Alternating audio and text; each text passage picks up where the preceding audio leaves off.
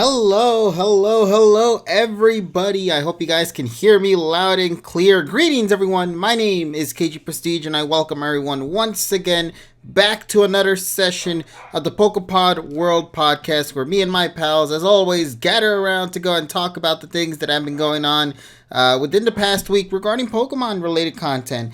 And boy, for the Pokemon anime side of things, it's looking to be pretty exciting. So we hope you guys will enjoy tonight's session, where we're going to be taking an opportunity to talk about the anime series as well as dive into the content that we've decided to hold back only because we're waiting for the eventual return of the series. But now that that time has, come, we will do our best to tackle that topic.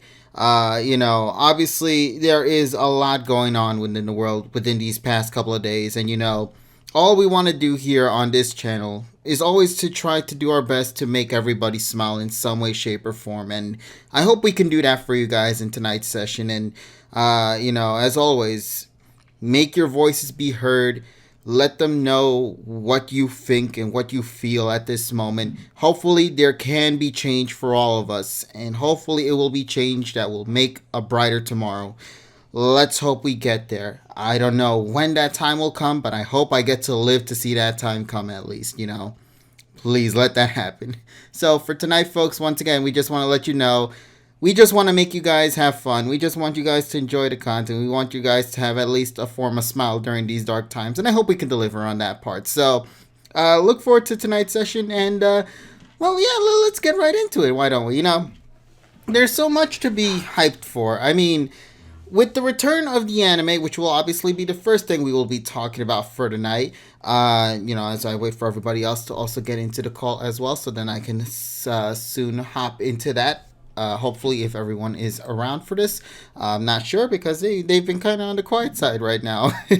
So I don't know what's going on. So we'll see what happens. Hopefully we can, we can get through this. But yeah, the Pokemon anime, as you guys are well aware, I assume, if you are on social media such as YouTube with other Anti-Poke tubers out there, or following the official Anti-Poke Twitter account over on Twitter, you would get the confirmation that yes, after a long hiatus, and as they mentioned in their tweet as well regarding the emergencies that they've been going through in Japan, it has been officially confirmed that the anime series will be starting back to how it once was, with new episodes on June 7th. So we're just a couple of days away from the eventual return of new content for the Pokemon anime series. That to me is so exciting to see. I am looking forward to that.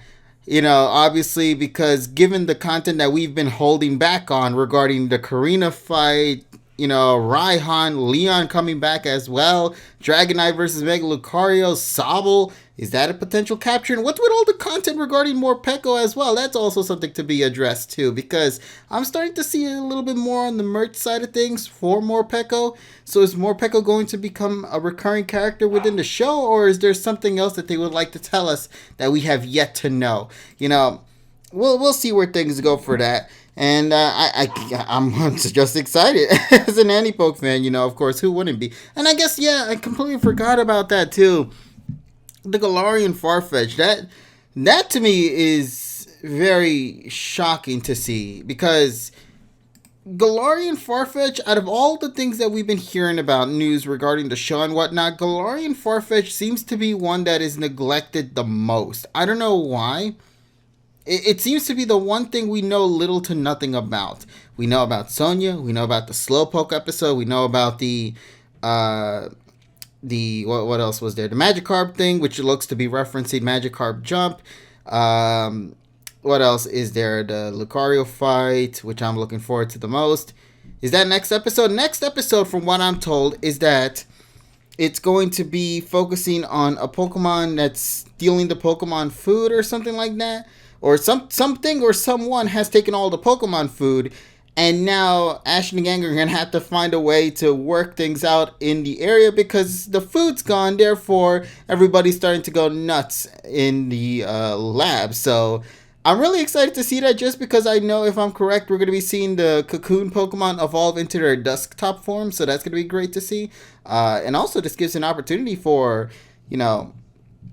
for Go to get another addition to his library too. So I'm looking forward to that. Tony returning to the anime will be fun. Yes, that will be a lot of fun as well. With the Team Rocket episode, for some reason I don't know why my friends seem to be very excited for that one personally. Only because that one is where we're going to be getting a lot of suppose we don't know, but this is what they're theorizing or what they kind of dream to see happen. References to a lot of past characters that we've witnessed before in the show, such as, Butch and Cassidy. I highly doubt that's going to be the case, but hey, if that happens, man, I'm going to be shocked. I legitimately am going to be surprised to see that happen. And we'll see where things go for that. But yeah, for the Team Rocket content, it's gonna be an interesting one. I really hope that with the Team Rocket episode, they introduce us to fan favorites and introduce us to new characters that could hopefully flesh out the Team Rocket headquarters and even flesh out and kind of make you connect more with Team Rocket, as weird as that sounds. Because at the end of the day, Team Rocket is the one that's the forefront and center when it comes to main threats in the show. So we kind of want to have them be a little bit more shown off to kind of connect with them and see how their story is going to progress in the show. Because with how Team Rocket is so far, with the whole secret base and whatnot, and with the phone booth, which I love so much, I'm legitimately excited to see how that's going to play out moving forward in the show, especially now that we learned about the Eternatus Pokemon coming back as well, or not coming back, I'm sorry, appearing in the show. So we know it's going to come back eventually, or maybe it's going to be another Zekrom situation, which I hope, dear God, it's not. That's my main concern. Alolan Meowth is going to be there, I guess, as you said there, Ken Lizard. I'm not sure, but let me go and actually see if everybody's in the call. Well, actually, I see somebody in the call right now, so I'm going to go and hop into that, and we're going to go from there then. Why don't we? Hello. Evening. Evening, buddy. How you doing? Good. I hope before we begin, I hope a few people will not mind me going in about a few minute rant that has to do with Pokemon, but it's more of a clarification rather than, just outright, blurting out. All right, but I guess to kind of question about this, what's the whole? Okay, so it's a response to a video that was made today by a certain person. I'm not going to give names, but there were some little things that were said in that video that are not factually true, and I want to just and I have a few points against that. Spoiler alert: it's a person that talks 1,000 miles an hour, and I'm not going to say this person's name, but I do have all the talking points, and I would like to clarify all of them, because some of them are really like out there and make zero sense to the reasoning behind everything. All right, I'm legitimately curious about this, so please go right ahead, buddy. Let me know what's going Okay, on with that. so so this video was like a 2-minute video, and it was like about the anime returning and everything like that, which we know has happened. The first point is going back, talking about like the second wave of the thing, and the answer and the truth of the matter is no, it's not because of that. Because the cluster is actually in Kita-Kyushu, which is just north of Fukuoka. Kyushu Island is the southern island of Japan, and Kita means north. So that's nowhere near any of OLM Studios. OLM Studios is in Setagaya, Tokyo, which is in the northern part of Tokyo, the downtown Tokyo, right? And then OLM Asia, which does a lot of the animation for shows like Yokai Watch Jam and the Pokemon series since Sun and Moon, that's located in Malaysia. So that's nowhere near where the cluster is. So that's one thing debunked. Number two, Mm. a bit too soon and not safe to get back to this stuff. The answer to that is no, because it's been 6 weeks. Numbers are down in both locations. So it's there. It's fine. Number three, keeping up with deadlines for the games and merch. The answer to that is no. That is not true, because PM 2019 is not bound by any specific region or game, and the merch that is produced in China it hasn't been produced because of the delays in manufacturing, and the delays that are caused from the 6-week hiatus of the anime have no influence in that. Okay. Number 4 mentions, should they skip unnecessary filler? No, because the filler in PM 2019 does not translate into the traditional filler that we've seen in the past, because what we think that might be a filler episode actually contains plot advancing story elements in it, even though it might be very, very minor. It's usually filler but go catches. Right, but at least there's some sort there is, for the majority of the time, there is stuff going on, so it shouldn't be discounted as such. And then talks about less time and less stress for the artists and writers and the staff because of this. And no, because since they're not bound by any sort of timeline or anything like that, the hiatus isn't going to be changing the pace that they're going to be working on the episodes anyway. Because some of them were already in the can or being worked on before the hiatus started.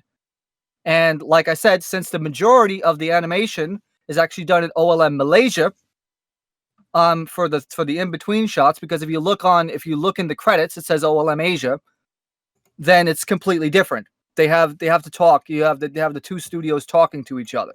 Mm-hmm. So with that being said, because the problem with that was there was like tens of thousands of views on that video, and I just wanted to clarify that, because that it wasn't exactly the right information. So I wanted to just clarify that. Also, the shutdown in Tokyo will not trigger until, I believe, the threshold is like 20 or 25 deaths in one single day, and they haven't had that. They've had like maybe anywhere between 13 and 16 for the most part. So don't have to worry about that. It's safe for them to go out. They already at step 2, and we're going to get more anime stuff. Mm-hmm. So that is my clarification for a specific video if you come across it. All right, man.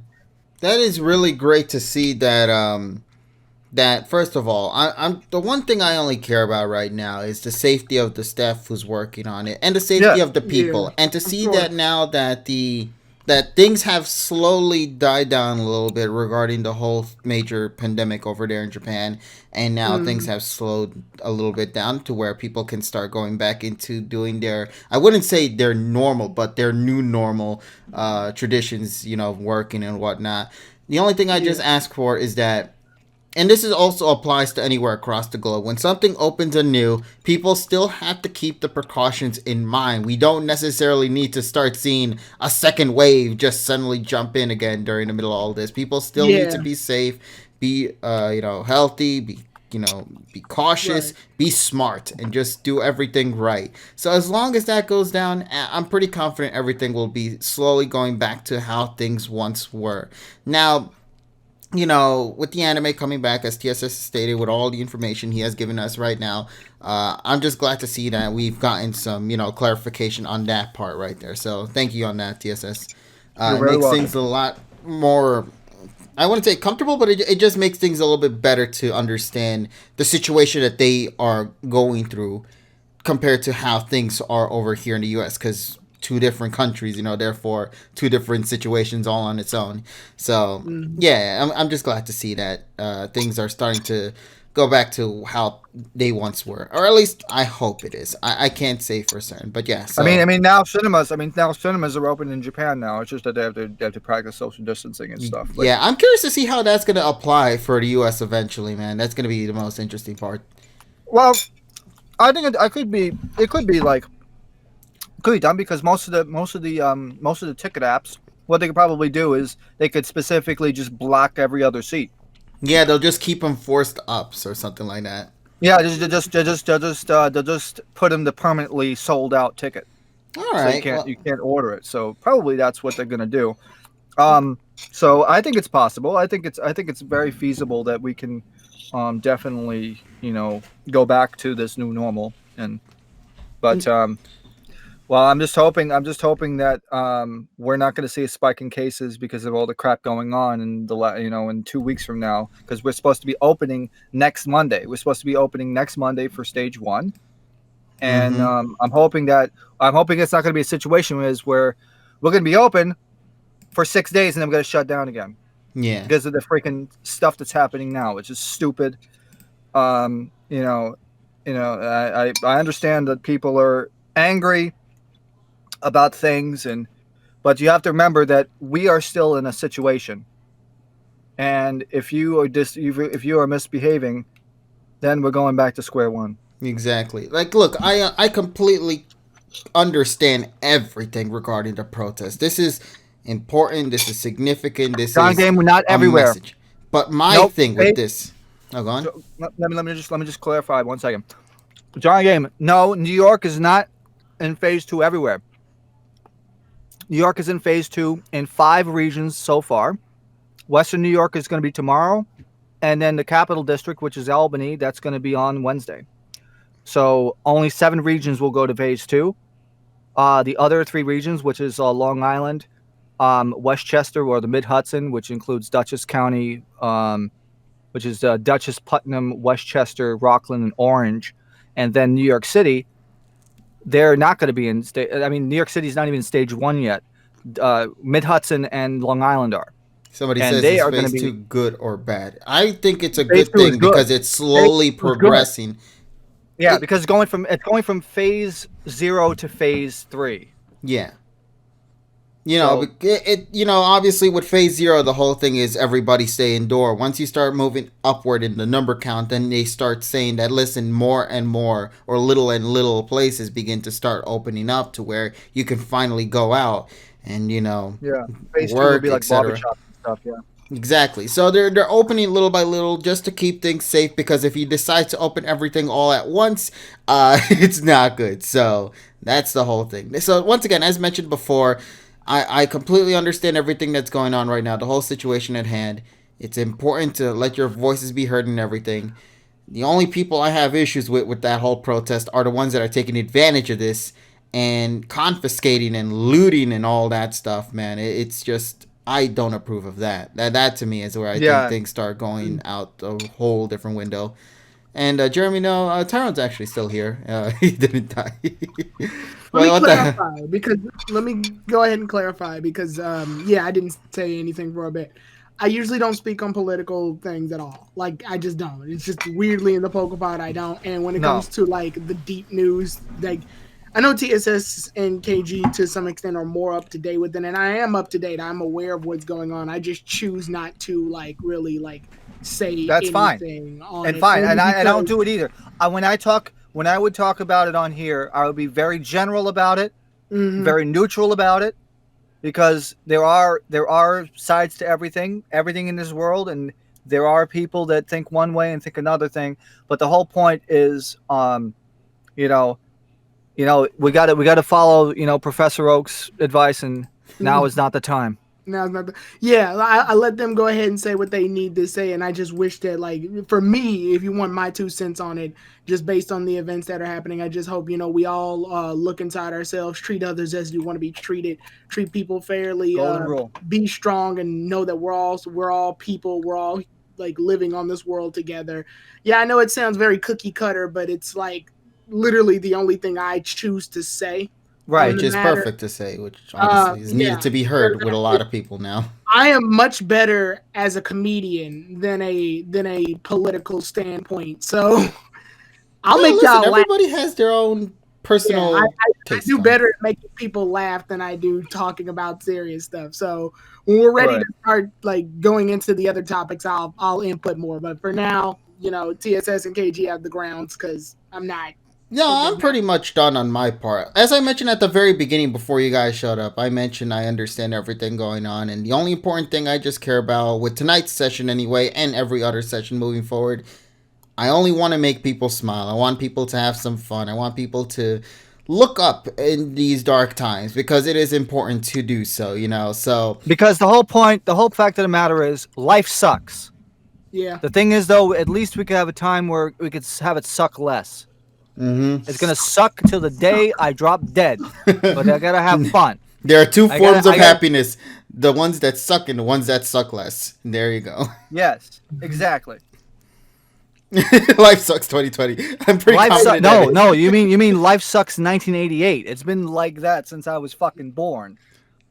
We all know that life's been sucking since 2003. I was gonna do that whole Doofenshmirtz joke where it's like, yes, I remember the day when I was born. That's when Both of Elton's my voice parents never fucking shut aged up. 20 years. Yeah. KG's you confirmed. Oh God.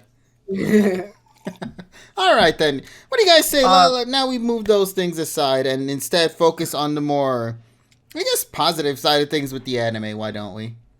So we got anime and video game news coming. Yeah, so let's take a bit to talk a little bit about the games, because the games I'm pretty confident we're going to just brush off in under 2 minutes anyway. So in case you guys aren't aware, Pokemon Sword and Shield will be having a form of content release tomorrow. Yeah, they just announced this earlier today that tomorrow there will be a brand new video trailer. I don't really know what they're doing. They didn't really specifically state as to what's going to be going on with this. It's Sword and Shield. I'm not surprised. They always do that so that they they said it was going to be June, so I wouldn't be surprised if they're going to say, "Oh, we're going to make an announcement. It's out now." Yeah, but like the thing about it is that I would have loved lose my goddamn mind. Yeah, because then that would mean I would have to. Excuse me. I would have to start live streaming that day, okay? Because we have to go straight. Yeah, exactly. Okay, it'll be a Tuesday. So what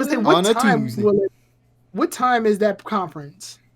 Well, it's not even a conference. We don't even know what it is. That's it's an announcement. But what time is the announcement? Is it 9 a.m. EST from what I was told? Let me go double check. I'm reading it right now. It's been 9 a.m. EDT, the next bit of Pokemon Sword and Shield expansion news will be revealed on Tuesday, June 2nd at 13 UTC, 14 BST, 15 bullshit time. No, British summertime. My bad. Yeah. CST and 9 EDT, 6 PDT, and 22. Well, actually, that makes sense because that would translate over to 10 p.m. JST. Okay, so for you guys, it would be when? 9 a.m. 9 a.m. Okay, so for me, it would be it would be 8. I will still be asleep. I have to be awake because work. I'm gonna force myself to be awake, and I guess I'll join KG. I'll join KG. Oh yeah, he has to go to work. No, I go to work at 10 o'clock, so I have time to do it. Oh, so he'll have time. Yeah, as long as the video's not 30 to 40 minutes long, I'll have time. All right, so that's what we'll be doing tomorrow then. All right, so there you go, folks. We're gonna be trying to plan a stream tomorrow in the morning. Well, okay. In the UK, it's 2 p.m. because you got to add 5 hours, and then 6, and then if you live in like Germany and Eastern, like Paris or whatever, that's 3 p.m. Yeah, so hopefully we'll let you guys know on Twitter when we plan to do it. We don't even know how big this thing is going to be. We don't even know how small this thing is going to be. We could probably be there for just 5 minutes, and that's going to be it. We don't know. That's how vague this whole shit is. I am so bummed out by it because, like, okay, let me go read the news on this. It's on the PocketMonsters.net site I'm reading this from. Literally, it just says here, the Pokemon Company has announced that new information about the Pokemon Sword and Shield expansion pass will be revealed tomorrow at the time that we have given. This post will be updated then with the latest info.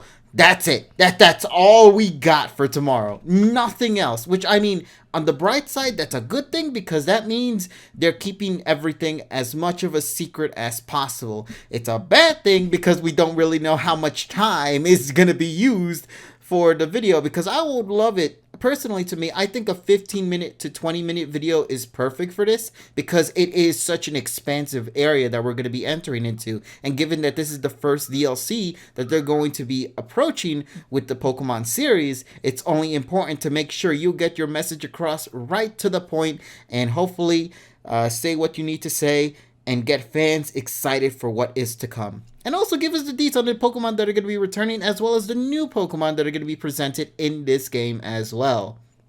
We could also maybe even get a tease for, who knows, maybe for the next DLC at like the very end. Be like, oh, by the way, don't forget, you're only getting part 1. Part 2 will come out later this year.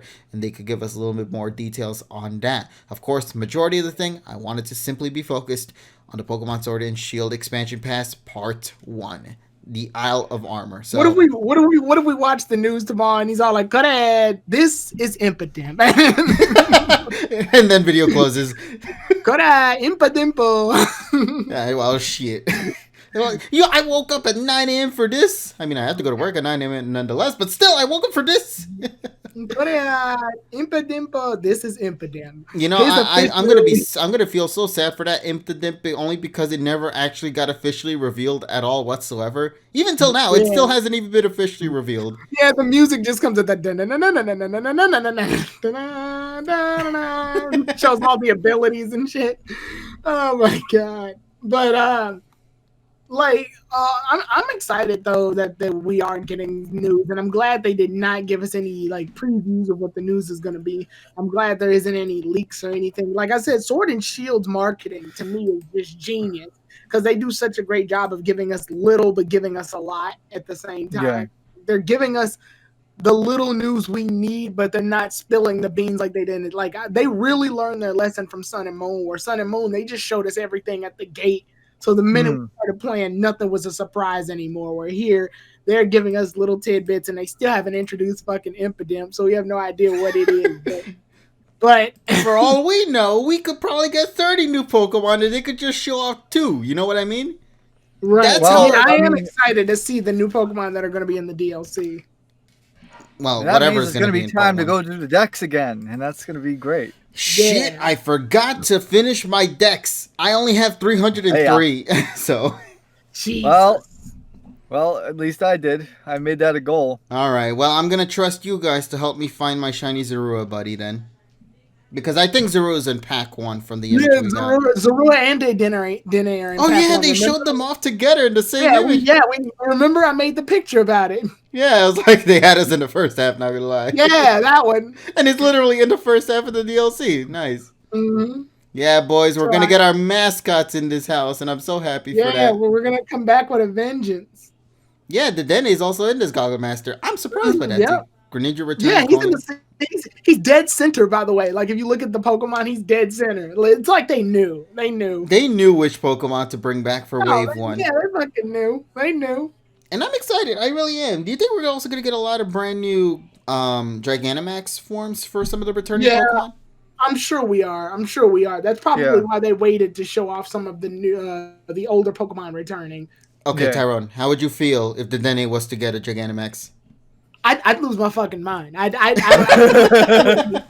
We'll get a live action reaction from me. I'm gonna go crazy. If we get G-Max Day Dene, I'm crying. I'm gonna cry on stream.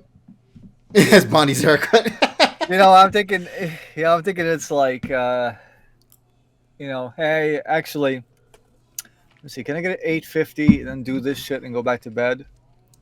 Yeah, let's fucking do it. Just wake up. TSS is gonna break his sleep pattern for the sake of fucking. And then go back to sleep. I guess why? Yeah, and then go back to sleep. Right. I mean, hey, it'll be for a good cause. I'm only doing this just to wake me up so I can go straight to work after that. So. Yeah, I could probably sleep like 4.5 hours, get up and Yeah. All right, so overall I'm looking forward to this. Given that there is so little to talk about for this, I can't add anything else. I really can't. I'm just excited. We're literally just excited at this point because it's good to see out of all the weird news and bad news and things that are happening. It's good to know that we at least get some Pokemon. Yeah. It's always good to get, and I'm glad that they're taking the time out. Now it could be the fact that we might have to, based on the situations that are going on, they might tell us, hey, we might be doing this DLC pack first, the armor one, but the crown one may get some delays due to what's happening, which that's fine. I mean, I get it. Yeah. But at least hopefully it's nothing but positive news. That's what I'm hoping for. Because they're expanding the wild area. That was like the biggest appeal of the game in the first place. This is what got a lot of people to playing the game. It's the main appeal. And made Pokemon Sword and Shield become one of the top Pokemon games. I would assume by the time we get to the next quarter meeting for Nintendo, probably Pokemon Sword and Shield will top all of the favorite or high-rated Pokemon games or highest sold Pokemon games that are out there. It is quite interesting though that Nintendo was able to make such a huge profit, despite the whole thing going on, because everybody wanted a Switch. Yep. Like Yep. every single person on this planet wanted it. This game and I think Animal Crossing have been the two like main Switch sellers. Yes. It was Smash during it was The Legend of Zelda and Odyssey for year 1. It was Smash Ultimate for year 2. Year 3 we are in right now is Animal Crossing and Pokemon Sword and Shield. Well, I guess technically last year was also Sword and Shield and not the expansion, but the Hollywood phase of that year. The fiscal year ended on March 31st. Yeah. Yeah. So, like I mentioned, I'm just excited. I really am. I can't wait to see what new content they got in store for all of us, and hopefully, it is gonna be delicious. That's all I ask for, man. Yeah. Mm-hmm. But aside from that, though, like I mentioned, I'm gonna just keep my my hype in check. Make sure everything will be great. I know that they are also gonna be doing a They're gonna be probably covering a little bit more about the island. The only thing I believe they told us is that the only Pokemon you get to traverse through within that island during the beginning of the game is only gonna be with the Pokemon. Cupfu. Yeah, Cupfu, whatever it is. I don't really know what it's called, but that little thing. I believe that's the only Pokemon you start in that area, if I'm correct. And then eventually, I assume once you complete the trials and everything, then you will then get the opportunity to bring your crew with you. Which I guess is a great way. Cool though, yeah. Yeah, to not overpower it. Now you're back to square one again. The next question, however, is that means that once you get into that area, you can't go out. Maybe. I wonder if that.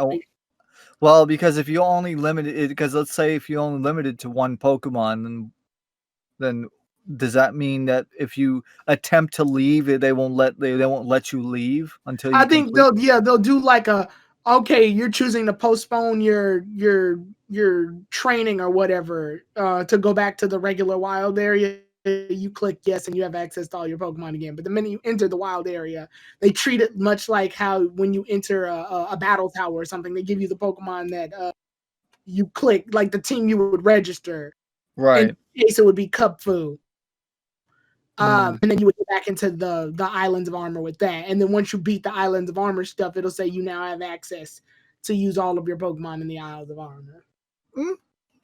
That's my hypothesis. Hypothesis. Yeah. Yeah. I mean, we'll see what happens. We'll get a complete answer tomorrow. So I'm really excited. I already pre-ordered the DLC. So if they do like give us like a freaking craze, like, oh hello, there's the DLC, and then of course, and everybody will fucking download it, and that means it'll take 6 hours to fucking download the DLC. Oh god, that DLC now. This is gonna suck because there's Xenoblade literally right here, and then there's the Pokemon DLC content right there as well, like both side by side. Exactly similar to what happened last time with Pokemon Sword and Shield. So yeah, I don't really know what to say on that, but like, if it comes out tomorrow, boy, that's gonna cause a lot of hype. That's for sure.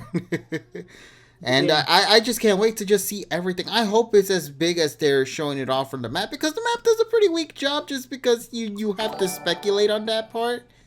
But like, if it's much bigger than I think it is, or that I hope it would be, then that's going to be exciting, man. It looks from the map we got, it shows off a lot of like alternate pathway, forest, caves that you can enter. So it's looking to be a pretty beefy one. Now, the only thing I'm also curious about are the Pokemon, the raid Pokemon that you can also encounter in that. What new ones can we encounter within this one that won't be available in the traditional raid ones in the Galar region? In the wild area, I should be specific on that. Gonna get Dynamax Dragonite. I would not be surprised because it is an Ash's team and it's the only one without a Gigantamax form yet. So, and Lucario too. At this point, I'm assuming all of Ash's Pokemon in his team are gonna have Gigantamax form. So, either Wave 1 or Wave 2 are gonna introduce the Gigantamax Dragonite and the Gigantamax Lucario. So, That's the thing. Unfortunately, they are probably going to give Lucario one. It's just like, Come on, it's popular. Besides, yeah. we need to get Director Lucario back I'm again. weird. I'm one of those people that likes when Pokemon that nobody pays attention to get like random power ups and transformations. Like I'm the person who liked that Mawile got a Mega Evolution in XY because like, oh snaps, nobody paid attention to Mawile. Or Sableye. Ampharos wasn't really. I mean, it was not. Yeah, Ampharos was kind of slept on. Ampharos was only slept on outside of Johto, but inside Johto, everyone loved it. Yeah, because it had its own. It's a fucking beast. Yeah, and it had its own little like thing with Jasmine and the lighthouse and stuff. But yeah, I just like I don't know. I'm weird. I like when the Pokemon nobody really thinks about end up getting like Goggle Master said Beedrill got a Mega Evolution. And then I was like, oh, does that mean Butterfree gets left out? And then literally we get Butterfree getting a freaking Gigantamax form. I don't know. I just like when that stuff happens. I think it's kind of cool when stuff like that goes down. So I really hope that some unique mons get some Gmax forms. You're gonna get Flame Gmax. Oh God! I don't even want to imagine its ability. Ladybug's gonna get a Gmax where it trips everybody. You know, there could be an ability where it could do that. It slows down your speed or something. Yeah, Gmax trip. Shit. Hey, listen, man, that's gonna be my ace in my game because the luck and RNG clearly is on my side for this shit. Yeah. All right, but yeah, so overall, super excited for that. I can't wait to see more information on it. Know for a fact that we're gonna do our best to either stream or record it tomorrow, and then we'll let you guys enjoy the content later. But you know, aside from that, for the Pokemon, that's of course assuming if it's gonna drop tomorrow because it might be we might release it. No, well, I guess we should say stream the reaction. So, the reaction to it. Yeah. Did they give an exact date for? They didn't give an exact. No, date they just said that that's just the announcement. Oh goodness. Yeah. It's gonna be one of those where it's gonna be like the announcement to the announcement to the announcement. Final Fantasy VII. The DLC coming out. The DLC is going to drop right now. People will lose their shit. Ah! No, you're gonna have freaking like Ben doing the mic clipping again. That was great. And what I'm really interested in, I know they have new co-op places for players. Oh my god, I can't wait for the co-op in Wave 2 because Wave 2 is gonna be where you all work together in the same area. Yeah, we can be in dungeons and stuff. Oh my god, streaming is gonna be fucking insane. Dude, like I mentioned before, Sword and Shield has been the most fun when you're with a group. Wave 2, I'm considering this DLC pack 2. This is the most online interactive Pokemon game I've ever played, and I've done competitive playing. So that. Well, and yeah, you've done like Pokemon Showdown and all that stuff too. Oh yeah, definitely. I got you. We'll do a stream on that too. But I believe like just not even just competitively. This has been like the most interactive online game only because. Like, it's been the one time where I just get to hang out with everybody and it's like, hey, let's go catch this or let's go find this. Or, it's just been the most time that I've been really being able to talk with a group. And it's like, if you can find a group of people that you like, that you all enjoy playing the game together, this is the perfect game because it's just, you have weird moments where I accidentally use Raichu with Lightning Rod and everybody electric Pokemon. I'm like, fuck. I forgot. Yeah, and if you want to check that clip out, it's on my Twitter. Yeah, so I don't know. It's fun to have like little moments like that. Like when we first did raid battles and KG had the freaking Rookidee while everybody else had strong Pokemon, and we ended up beating Mr. Rhyme because of KG's last minute attack. Yeah, I somehow survived, and that was great. That is still my favorite highlight moment from that whole thing. Yeah, TSS, they're asking for the link. Sure. Absolutely. Let me go to my, profile. So if Pack 1 can continue to deliver on that and just get me more excited to go back into playing more Sword and Shield, because as you guys know, I've been more addicted into Animal Crossing, and recently now with Xenoblade Chronicles, which by the way, I'm putting that on a bit of a hold only because I'm also waiting for the collector's edition to arrive too, because that's coming on the 10th for me instead of I have the digital. But I'm going to wait for the physical, is as weird as that sounds. So, yeah. So I hope you guys will understand on that part. I just want to have the physical with me because I mean, the physical box looks awesome, man. I mean, have you seen it? I'm a little bummed out. First of all, UK, you get the vinyl disc and everything, and we just get a book. That's it. Still, though, I like everything else that was in that pack, though, so I'll be fine with it. First Xeno is better than the second game. I don't want to hear that until I get a chance to play that and experience it for myself to then decide if the first game is better than the second game. One thing's for sure, though, Shulk's voice actor is still, to me, my favorite voice actor from what I've heard so far, from the clips and trailers and whatnot. Slash. But yeah, so I'm just looking forward to that. But anything else you guys want to talk about for the DLC? I think that's it. They didn't give us much, but at the same time, that gives us more to look forward to. So. Alrighty then. So yeah, dogs going crazy in the background. Yeah, they're also, I don't know what's going on right there. Also the RTX 2060 is doing great. I got my card a few days ago, and I'll tell you that I am totally excited because now I can play 3DS games at 3x resolution.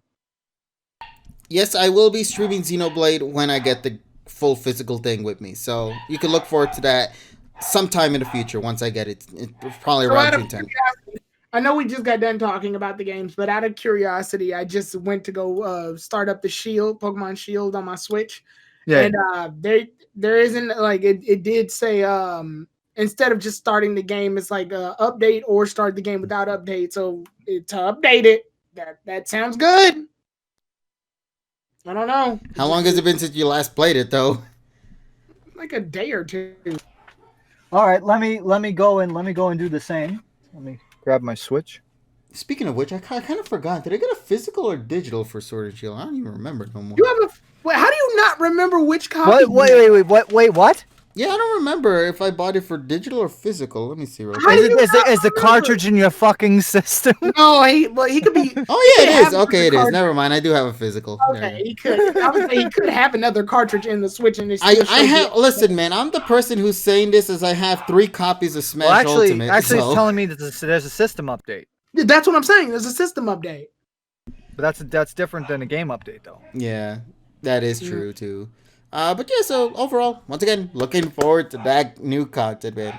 So, now I guess with that being said, I feel like with the gaming side of things for Pokemon, I do want to ask you guys this because Nintendo themselves have also been kind of doing a little bit of their own thing. I know we haven't really addressed it as much before, but, Paper Mario, for example.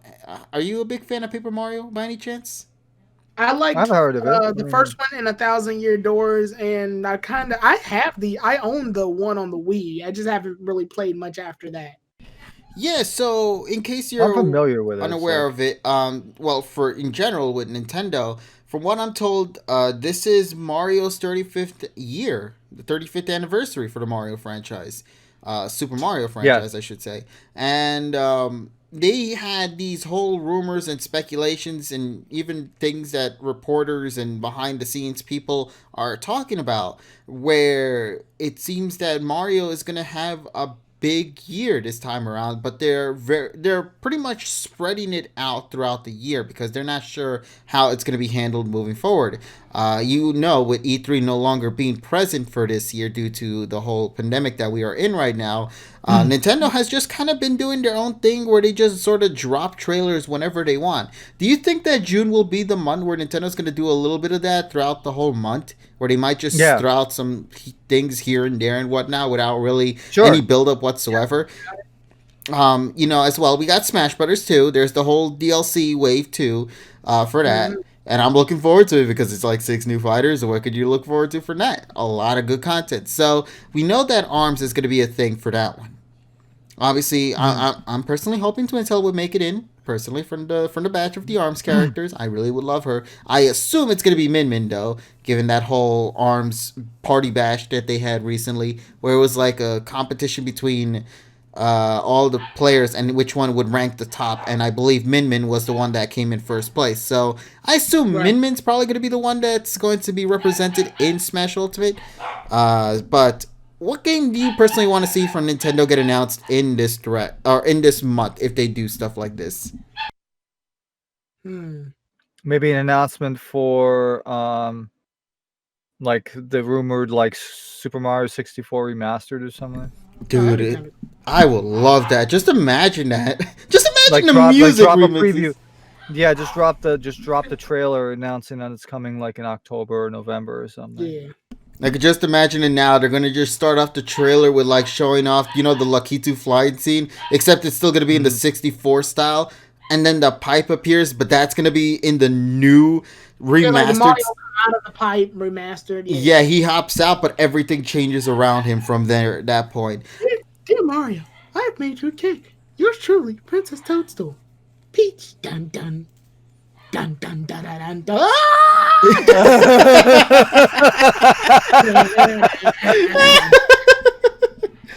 Oh my fucking ass!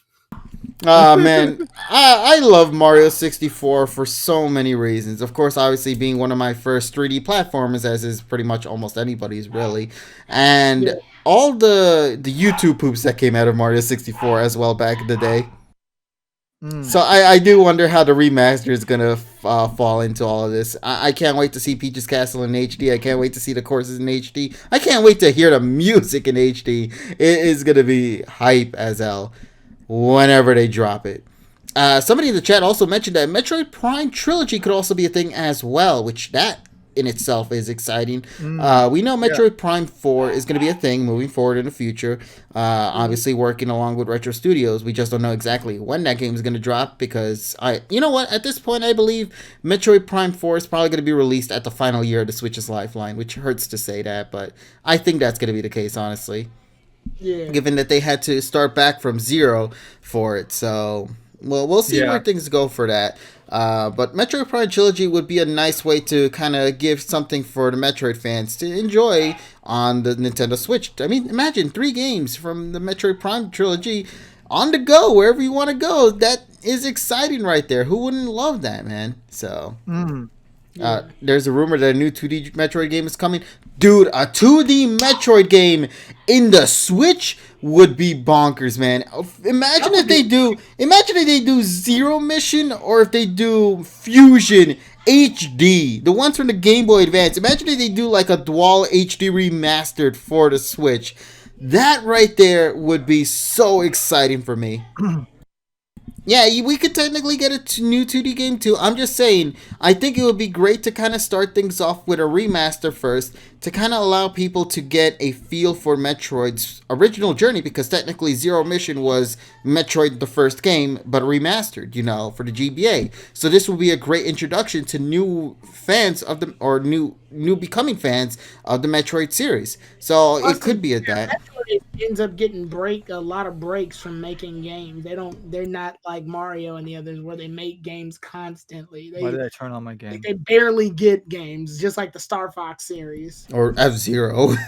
Oh God, poor F-Zero. That's what I want.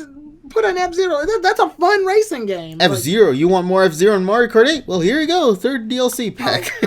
No, I want an F-Zero game. Speaking about Mario Kart, I'm kind of surprised they haven't done anything for Mario Kart at all. Like, it just came out the deluxe, and I know it had some battle maps and everything, but that was it. They never added or expanded upon it, and nothing on that sort. I think it would have been a perfect opportunity to do that, because clearly, to me personally, I'm not really digging the style of Mario Kart Tour, if anybody's been playing that mobile game. Nope. And the mobile... I stopped playing it, though.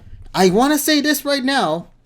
Mario Kart Tour is doing everything fans have been asking to see happen in Mario Kart, the console games. So...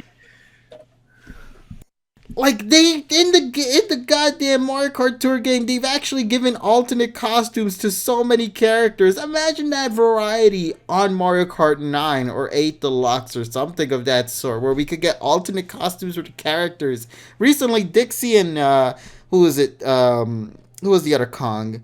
Damn, I can't... Diddy. No, it was not Diddy. It was also the other one that was in Wii as well. Shit. Well, Dank Gang? I'm just kidding. Wait,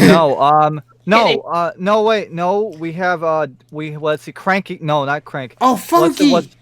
Funky Kong. Oh yeah. Funky, yeah. Yeah, so Because new the new funky mode. funky mode. Yeah, so if they can add these characters into Tour, come on, please put them into 9. I think that would be great. So yeah, that's all I gotta say on that. I'm not sure where things will go for the franchise in Mario in general. I'm just looking forward to the remaster of 64, as TSS mentioned before. They also did state that they were also going to be doing a remaster of Sunshine too, which I'm conflicted on because the whole premise with Sunshine was built with the GameCube controller in mind. You know, the L and R triggers. They have like different sensitive motions on that. Mm-hmm. How the hell do you do that on the Switch's console? You know. Yeah, so I don't know how they're going to do that. So I'm curious to see how they're going to fix Sunshine's design. And then supposedly Galaxy 1 and Galaxy 2 are also going to be getting remasters as well. Yeah. Boy, that's going to be crazy. So yeah, looking forward to that. Yes, I know the GameCube adapter exists, but to those who don't have the adapter, how are they going to play Sunshine? And what's going to be their gimmick, you know? So. Yeah. The other thing I would like to see, maybe Nintendo will give us a fast one and then say, "Oh, by the way, N64." Oh, like the on the online service. Yeah, on the online service, N64. Yeah, that would be kind of cool, actually. Oh my god. I could already think of 10 games they would already add there. 64, Ocarina of Time, Star Fox 64, F-Zero, the Kirby game, Pokemon Stadium if they want to do that. Specifically 2. I think they would do that only because now that Pokemon Home is a thing, that could be a great way to utilize Pokemon Home's information. The Pokemon that are in there, yeah. Exactly, but only the Pokemon that have the movesets corrected to fit for that, though. Or maybe they'll just transfer the Pokemon, and that's gonna be the only Mario Party 1, 2, and 3. No, we can't. No, they completely disbanded Mario Party 1. You can never touch Mario Party 1 because of the whole the whole situation that happened back when Mario Party 1 came out. With the analog stick. The analog stick. Mario Party 1 is pretty much banned from anything moving forward, in my opinion. Mario Party 2, on the other hand, for sure will be there. I hope they add 3, though. 3 deserves to be in that, too. Yeah, so I think Mario Party 2 or 3. Personally, I would like 3, but I think 2 is more appealing for fans of all ages. One thing's for sure, me and my parents are going to start playing that game all over again, as well as Mario Kart 64. Oh my god. Reliving old memories. Oh, but you know what I just forgot? I forgot. Nintendo's, like, with the whole thing, it's online. We could play these games online now. No. They could build them online. Imagine Mario Kart 64 online. Imagine Smash Bros. 64 online. Imagine the rage online. Oh, dude. Mario Party online. 4-player co-op, man. Please, we need to see that happen. I would love that. Oh man, I'm thinking about the possibilities. I would really appreciate that. But first, they got to add more things to their SNES lineup. Mega Man 64. Oh shit, Legends. You're right. That's also a thing. Yeah, I would love to see that too. But yeah, so let's see what happens though. Oh, somebody said Nintendo Dogs on Switch. First of all, I remember playing that game back on the DS. I can never touch that game again because I feel like I disappointed my virtual pets for not playing the game for at least one day. That hurt to me the most, man. If you ever played the Nintendo Dogs game before, oh god, it's so painful when you miss out on a Cruising day. USA and Cruising World, if it's on, and Cruising Exotica, if you get the cruising games, I'm on board 150%. Yeah, overall, the possibilities are limitless with the Nintendo 64 lineup. As long as they do... as long as they can get permission to put those games on, we'll see what happens. But yeah, so that's pretty much all I got to say on that. Anything else you guys want to address or talk about regarding this, or shall we go ahead and move on into the main topic for the night? Let's go. Go ahead. Alrighty then. So, so the people that are supposed to be here and are still in the chat, here's a cue to skidoo. We're on to here. Skidoo. Weekend too. we need the fucking green screen shit and all the fucking. Oh man, I haven't even got a chance to see the new Blue's Clues anyway. How is that show even at this point? I don't watch Obviously, TV. I don't think there's a way we can know. No, Blue's Clues and You is the thing. I've just never seen Yeah. it yet. I know that Steve is a detective, which is kind of a real that's funny thing. That's cool. I like that. That is cool. That is a cool thing. Yeah, and then they also made Joe as well. I believe he works in a pet shop or something like that. Yes. Yeah. Yeah, so that was also great to see too. So, alrighty, ladies and gentlemen, why don't you say we get right into it for tonight? So, as you guys are aware of, we have received information for the Pokemon anime series. As I talked about earlier in today's stream, I mentioned that the Pokemon anime will be making its triumphant return to TV with brand new episodes starting on June 7th. Now, and I want to see if TV Tokyo actually updated their fucking timetable yet. Let's see if they did, because let's see, because in the last couple of days, because literally they announced it like in the morning time, and yes, they did change it. They finally changed it because it does not have the rerun symbol on it anymore, which also means that the data broadcast is back. Nice, so we can finally go back to our regular scheduled program. Yeah. Man. And also, and the episode, yeah, and then of course, yeah, the episode name for the folks out there, if you don't know by now, is Dai Paniku Sakuragi Park, or the Great Panic at Sakuragi Park. Yes. Shit goes down in Sakuragi Park. Got it. Yes. So, in the summary that we got for this one, it states, after Ash and Go have been stuck on the train for the past 6 weeks, obviously, because they've been stuck there, poor lads. I feel bad for them, man. Seriously. Apparently, the Pokemon go wild.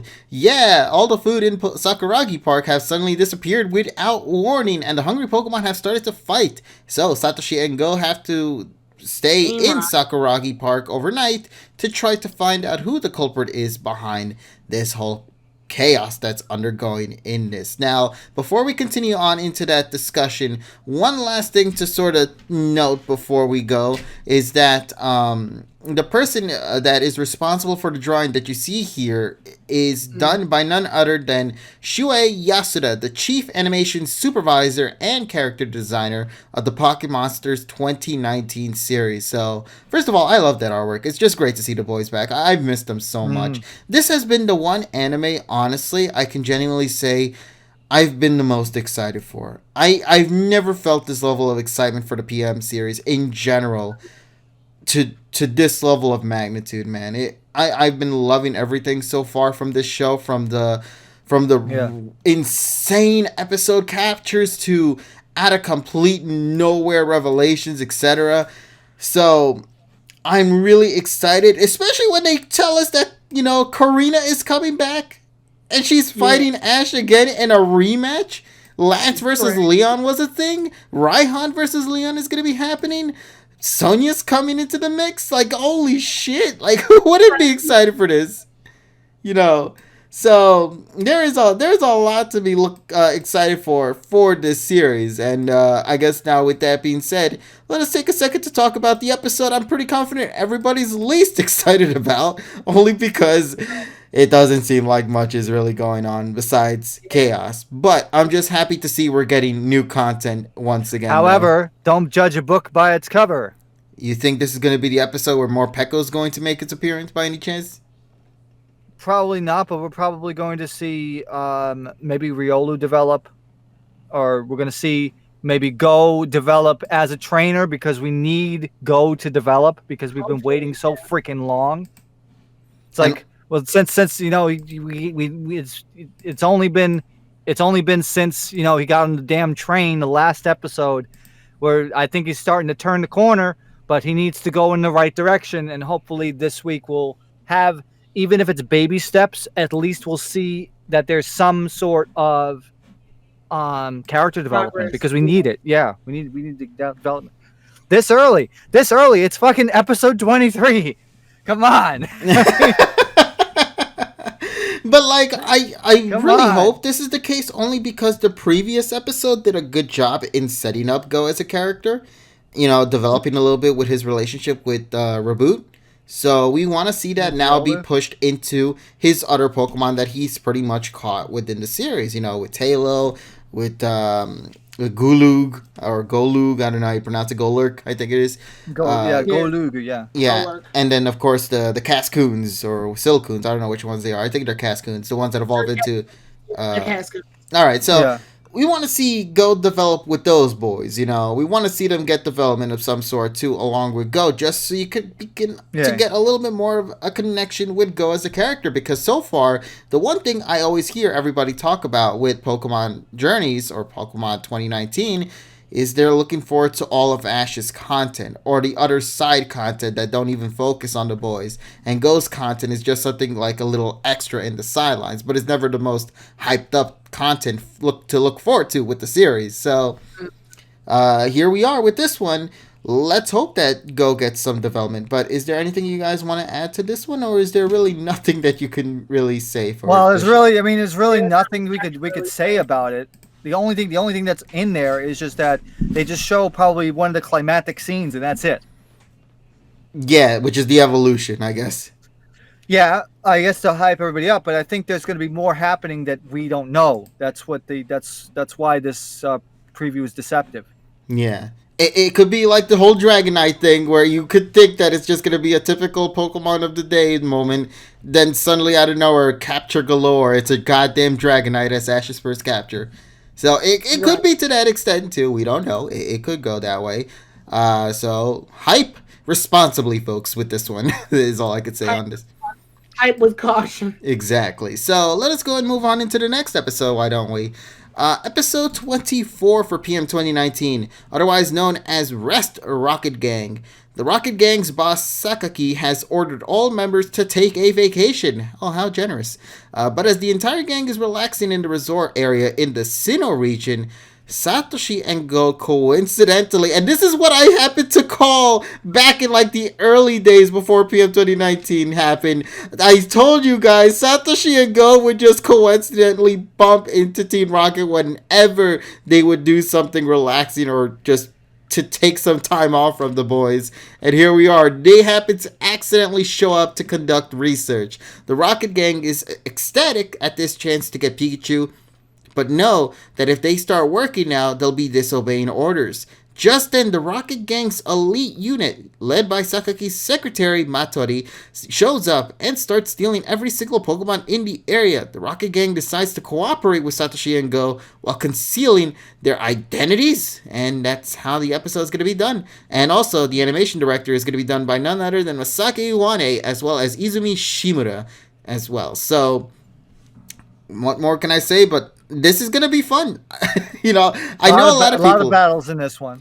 I know a lot of people are thinking that we're gonna see cameos or references to past Team Rocket members. And honestly, if they don't do that, in my opinion, that is a massive missed opportunity. I don't want them to voice anything. I don't want them to say anything, but at least put them somewhere in the background. Yamato and Kosaburo. I want Butch do need to make an appearance. Yes. I don't think they're gonna actually have a role or anything, but I would love for them to just at least make a cameo. Just be on the damn shit. Exactly. Yeah, just show up. As I've mentioned before, the whole point, when we know that Team Rocket is a threat or is supposed to be the threat of the show, you kind of wanted to also kind of get a bit of a story for themselves and establish the characters that they have on their side. So if you only just focus on Matori, Jesse, James, and Meowth, and that's it, and even Giovanni, I guess, as well, there's not really much you can, flesh out with just those characters. You need to add more to it to give more life to their side. And the only way you could do that, honestly, is either A, make new characters, which personally I don't want them to do at this moment, or B, just kind of have them in the background, just to kind of get a sense of continuity with the show, and kind of, remind people that back in the day, if you've for newcomers to the show, they might see them as new characters, but for those who have been watching the series since day one, they'll be like, I see what you did there with Biff and Cassidy there. So yeah, so we'll see where things go for that. But what do you guys see from this episode, from the summer we got for this? Is there anything in particular that you are looking forward to for this one? This kind of goes into what we said earlier, where It's just like Team Rocket. Like I like the idea that Team Rocket's literally trying to mind their own business, but they run into Pikachu in the gang. I like the idea behind that. Where Yeah. they're trying not to interact with Ash, but they wind up interacting with Ash anyway. Yeah, and also they're doing this only because they're seeing that somebody else within Team Rocket is disobeying the rules. So they want to Right. put some, put some balance into all of this. Which honestly, I don't understand why Jesse James and Meowth just doesn't simply do the thing and just call out on their bullshit and just be like, "Hey Giovanni, look, your guys over here are doing shit," you know. Because snitches get stitches. Oh, I don't care. That's what Team Rocket's known for doing. They've been snitching and getting their asses stitched. So, yeah, so come on, let's see some snitch. Now, it's a Team Rocket episode, so people who are fans of Team Rocket will get what they want, but hopefully. You already know which episode I'm really waiting for, so. Ah, yes, it's the one for next week. Or not next week, I apologize. The one that comes after the Team Rocket episode. Yeah, Karina one. All right, then. So, anything else you guys want to add to this, or should we move on to the next one? Well, if they're gonna do the gotcha thing, there's probably gonna be an Arbok and a Weezing in it. They gotta do some sort of thing. I think this would be the perfect opportunity to use the gacha for something, something that is like memories for them. If it happens to be their... No, wait, it can't be their exact... I forgot they're in Hoenn. No, honestly, I think it would just rather be like some other ones. Like the ones that are in the headquarters. Mm-hmm. You know, like Carnivine. You know, who else is there? Dusktox. Chimecho. Yeah. The ones from Unova that no one really cares about aside from maybe Yamask, I think. Yeah. So, those kind of characters or Pokemon that belong to Team Rocket. Let's give some love for them. I would love to see that. I see no reason why they can't be. Oh, yeah, Mega too, as well. We're talking about, and there's Sergi, by the way. Hi, Sergi. How you doing? Up, no, we're talking about from a gacha thing. Yeah, the gacha machine. Yeah, so that's the only thing I could imagine that would make it at least tolerable. To have and then maybe they'll have like a flashback or something, and I would love to see that happen. Yeah, it's kind of interesting that they actually decide to give them vacation time. I never thought I'd see Giovanni be like, "Yo, boys, pack your bags. We're going to relax and whatnot." Giovanni's a pretty chill dude. I'm not gonna lie. I like that from him. I checked with HR, and they said if I don't give you vacation time, then they're going to have to foreclose me. They're conglomerate at this point. Right. Shit. Hey, let's hope at this point that it's a good episode. The IRS will shut me down. What do you care? You're a villain. Look, I'm a monster, but I don't fuck with the IRS. They are a league on their own. Right, literally. They make Team Rocket look like Care-Bears. Care Bears. Magic, Jesse. That's My Little Pony, James. Oh my god. But alright then, Tyrone, let's get to this one, because I know you're excited for this one the most. Yeah, Karina. Yes, so ladies and gentlemen, this upcoming episode that happens after the Team Rocket one is going to be focusing on none other than the duel between Mega Lucario and Dragonite? Yeah, it's going to be those two going at it. That to me was the big plot twist to this upcoming fight. It's going to be motherfucking Dragonite going into this house with this one. Which is great, because Dragonite needed a battle, goddammit. I'm glad Dragonite got another fight other than the raid battle. Like, the raid battle was cool and all, but it's good to see him in a 1v1. Exactly. So, here we got with the official summary for this upcoming episode, as well as some blurbs that we got from the Pokemon fan scan that also came along with the image that you see right here. Thank you, Treeman, by the way. I appreciate that. Satoshi has decided to enter the Battle Festival, a battle tournament held in the Kalos region. Lots of Pokemon World Championships participants are attending this tournament, so it's a gold opportunity to increase one's rank. After successfully winning his way through several battles, Satoshi ends up having to fight Corny, a gym leader he's previously battled in the Kalos region. In the match where his progression to the superclass is at stake, how is Satoshi planning on taking on Corny's Mega Lucario? And for the Again, blurb, yeah, again, it says right here comes the next powerful opponent Satoshi challenger, as well as a battler who's no less skilled than a champion. Corny, gym leader from the Kalos region, a fighting type trainer that has fought Satoshi before.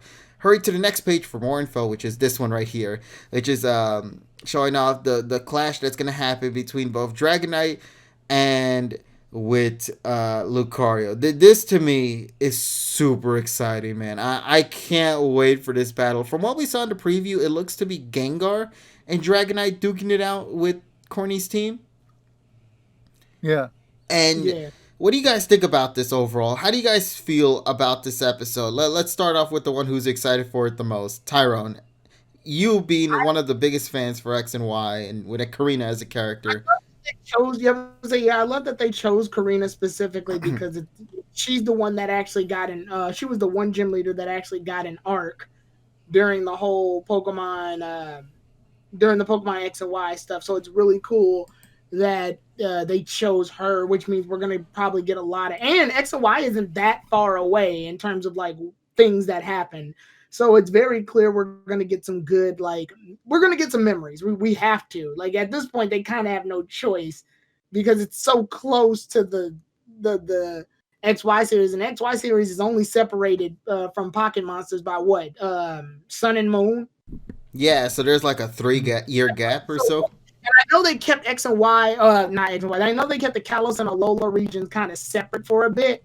And they've been doing that on purpose because those are the two most recent. So they got to handle this still with care. Like X and Y wasn't that far away. So it's going to be kind of interesting to see how they're going to take on the Kalos region.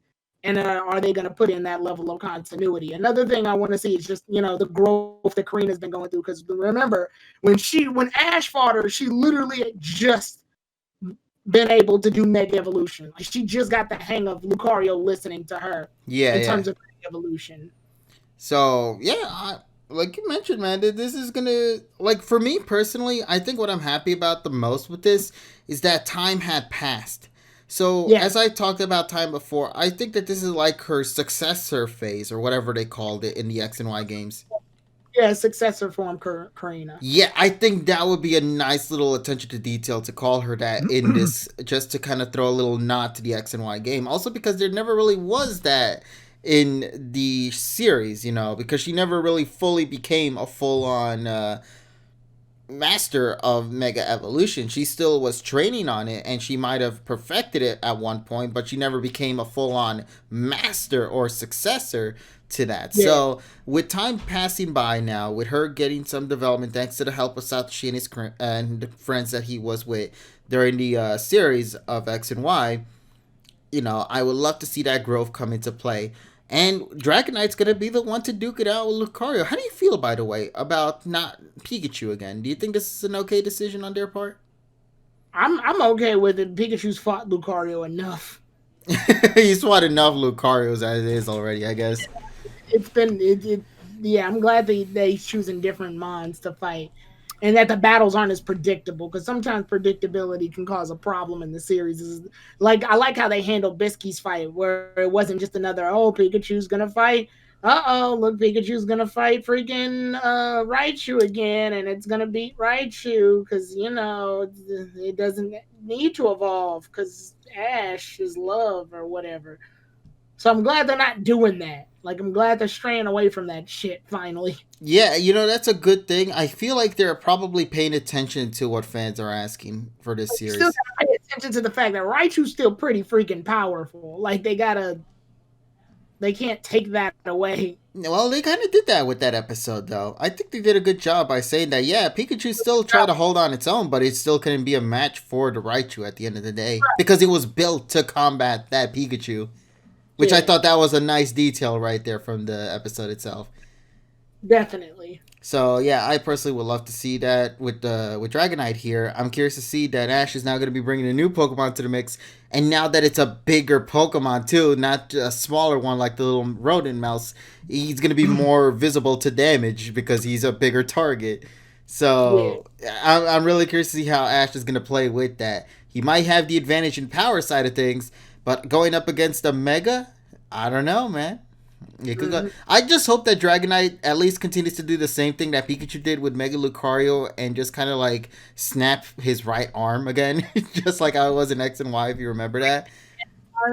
Yeah, because like in X and Y, Pikachu with the Electro Ball managed to snap poor Lucario's arm, which is why he only did Aura Spear with one of his hands instead of both of his paws. You know, so let's see that come back again. Come on, continuity, right? So there's that. But of course, I know the continuity everybody is talking about. The one everybody really wants to see aside from this fight is nods to the series itself. You know for a fact they're going to have to throw in a reference there from the X and Y crew. It would be such a missed opportunity, especially because what makes this a bigger deal is that Karina didn't simply fight Ash in the gym. She became a companion. So therefore she created memories. The picture too. Yeah. You know? So if she brings out that picture again, which would be hilarious if it's still in the X and Y art style, the same exact picture, I think that would be kind of hilarious. But also, I don't think it will be. Of course not. They're gonna go for the PM style. They'll probably they got to. And also, I waited to the end here because I wanted to say, the Karina arc happened 5 years ago. That's still a while ago, in retrospect. So it's not too early for references like this. What I'm most excited about is what kind of like attack clashes we're gonna have between Mega Lucario and Dragonite. I think what's gonna end up happening is I would love to see, maybe Dragonite dodge like the Aura Sphere and freaking it goes into the crowd and then you see the freaking shield come up. I would love to see that, explosions, all that stuff. That's what I would like to see. You want to get a sense of hype from the battle itself, just because it's a mega big one. So, and we need Hayashi Kalo's gym theme. No. We don't just need that. We need the Hayashi remix of the successor theme from Karina's battle. That deserves a remix too. Personally, to me, I would love that. Yeah, anything, as long as he makes a remix for something that is appropriate for the region, like he did with the Unova ones. Yeah, I would love to see that, but I'm more excited to see how they will handle that stuff. And for the people that are saying reuse animation, just because they're basing it off of a Sakuga that was wasted, a Sakuga that was created like 5 years ago, they're trying to make it similar to that, but in a newer style. She did it in the games. Why are people tripping off of that? I don't know, because I thought you guys asked you wanted the X and Y animation to come back, and they literally did it. So why are you guys complaining? See, this is the reason why the anime doesn't know what the hell to do with some of you fans sometimes. That's why they're undecided, because it's like now we have to live in a 24 FPS world. We can't live in a 30 FPS world and VFR shit anymore. So we have to deal with 24 FPS. She did it in the games. That's literally the exact same pose she does before you fight her in the game. So I'm not sure why people are upset about that. Yeah. So it's like people will never be happy. All people, in the grand scheme of things, everything is trash. But it's just that we have to have a common ground and just realize that they're doing the best they can. You're not paying the people to draw this stuff. You're not the writers. So understand that. unless if you go up to an animator that does the Sakuga stuff and the finishing and all that shit and hand them like, I don't know, a 5,000 yen bill. You got no fucking right to talk about this. Yeah, you can't please everybody, man. Yeah, exactly. I hope I'm the just 3D saying, camera comes I'm back saying, for this episode. I'm saying this from a realistic point of view. You have no right to complain. So yeah. I mean, I'm gonna say, and this is just a very minor thing to complain about. I'm very weirded out why people chose to. This is their trigger button. It's like, oh, Karina's doing the same animation she did in X Y. I'm like, I would hope so. She did it in the game. Exactly. It's like, I was gonna say word for word, but it's not word for word. It's animation per animation. It's literally just paying homage while still respecting the origins of where she came from. That is how you do something. Yes, it's reused animation, but why would you not take the chance to reuse something that you enjoyed to begin with? I mean, that's why you guys never complained whenever Ash would reuse his animation in X and Y when he did his Pokeball throws in some of the fights from the League and in Clement's fight, because they looked good. They looked crisp to look at. Nobody complained about it because it's good. So why don't you continue to use the good content that was there? And besides, the art style for this does not really clash anyway with PM's art style. It still looks the same. So that's what I'm saying. Like, it's perfectly fine. And besides, it's not like as if it's reusing a full-on 3-minute scenario that was from the X and Y series. No, it's just reusing it for the animation of the transformation sequence, and that's as far as that goes. What they have is they probably have. If you ever watched Pokenchi, and freaking Shokotan was in the studio drawing the Lily thing, right? You see that they have a reference that they draw to, right? So they're probably using the older references to draw from, to draw into, to draw on paper, to put it into the animation software. Mm-hmm. So they're probably taking the old frames that existed, probably like storyboards and shit, as a reference, and then they're drawing it. Yeah. So they're using that. That's why it looks so similar, because they're probably using that as a reference to make it in the software and then draw it fresh. They can't just like copy pasta it, because it's different levels, different color levels, different calibration, different frame rate. Mm-hmm. So they have to do that. They have work. They have to do a job. Exactly. So once again, I don't mind it. It's perfectly fine as long as nothing goes wrong, and the entire episode is perfectly fine. It's just that one sequence, and everybody will be fine. Well, you could consider it as a reference to X and Y. Just view it as that. That's it. It's a reference to X and Y. Yeah. Yeah. You don't need to go like into thinking, oh no, it's just they're so far back in animation or they're rushing or shit. No, it's just a nice little nod, and that's nice. It's not like we're seeing that animation 3 years from now again anyway, because it's a character that's a one-off anyway, so enjoy what you get, right? So there you go. We ain't getting 30 FPS ever again. Sun and Moon has established that we're going back to 24. The only reason it was 30 FPS, I believe, was because of the 3D camera angles, was it not? Well, it's because DP up until X and Y used variable frame rate for panning and then the CG stuff, because the CG stuff in 24 didn't really look that good. Oh, somebody says no, 30 FPS for that particular animation sequence. No, because they have to. No, because that would fuck up the rendering. That would fuck up the pipeline. We'll see how it goes when the episode drops, but I'm looking forward to it. It's going to be great for sure. Exactly. I hope. I really hope. I think it will be. It'll be fine. It could be either the greatest episode in a very long time, or it could be the most controversial episode only because a certain character doesn't make an appearance. That's all. And what's going to probably happen is I'm probably going to have to run the episode through fucking the TIVTC filter on fucking Avicent to prove people wrong. But let's not get to that point, because I don't want to have to point that out. But in other exciting news, though, aside from this episode, there is also something happening real soon as well, because the following episode, for some unexplainable reason, also I messed that up. Oopsie-doopsie. So let me fix that. Whoopsie. Now the next episode, I don't get this. It's a dual focused episode. The Splash Koi King, crown yourself Yaddle King. This is an episode that has 2 stories go on with this one.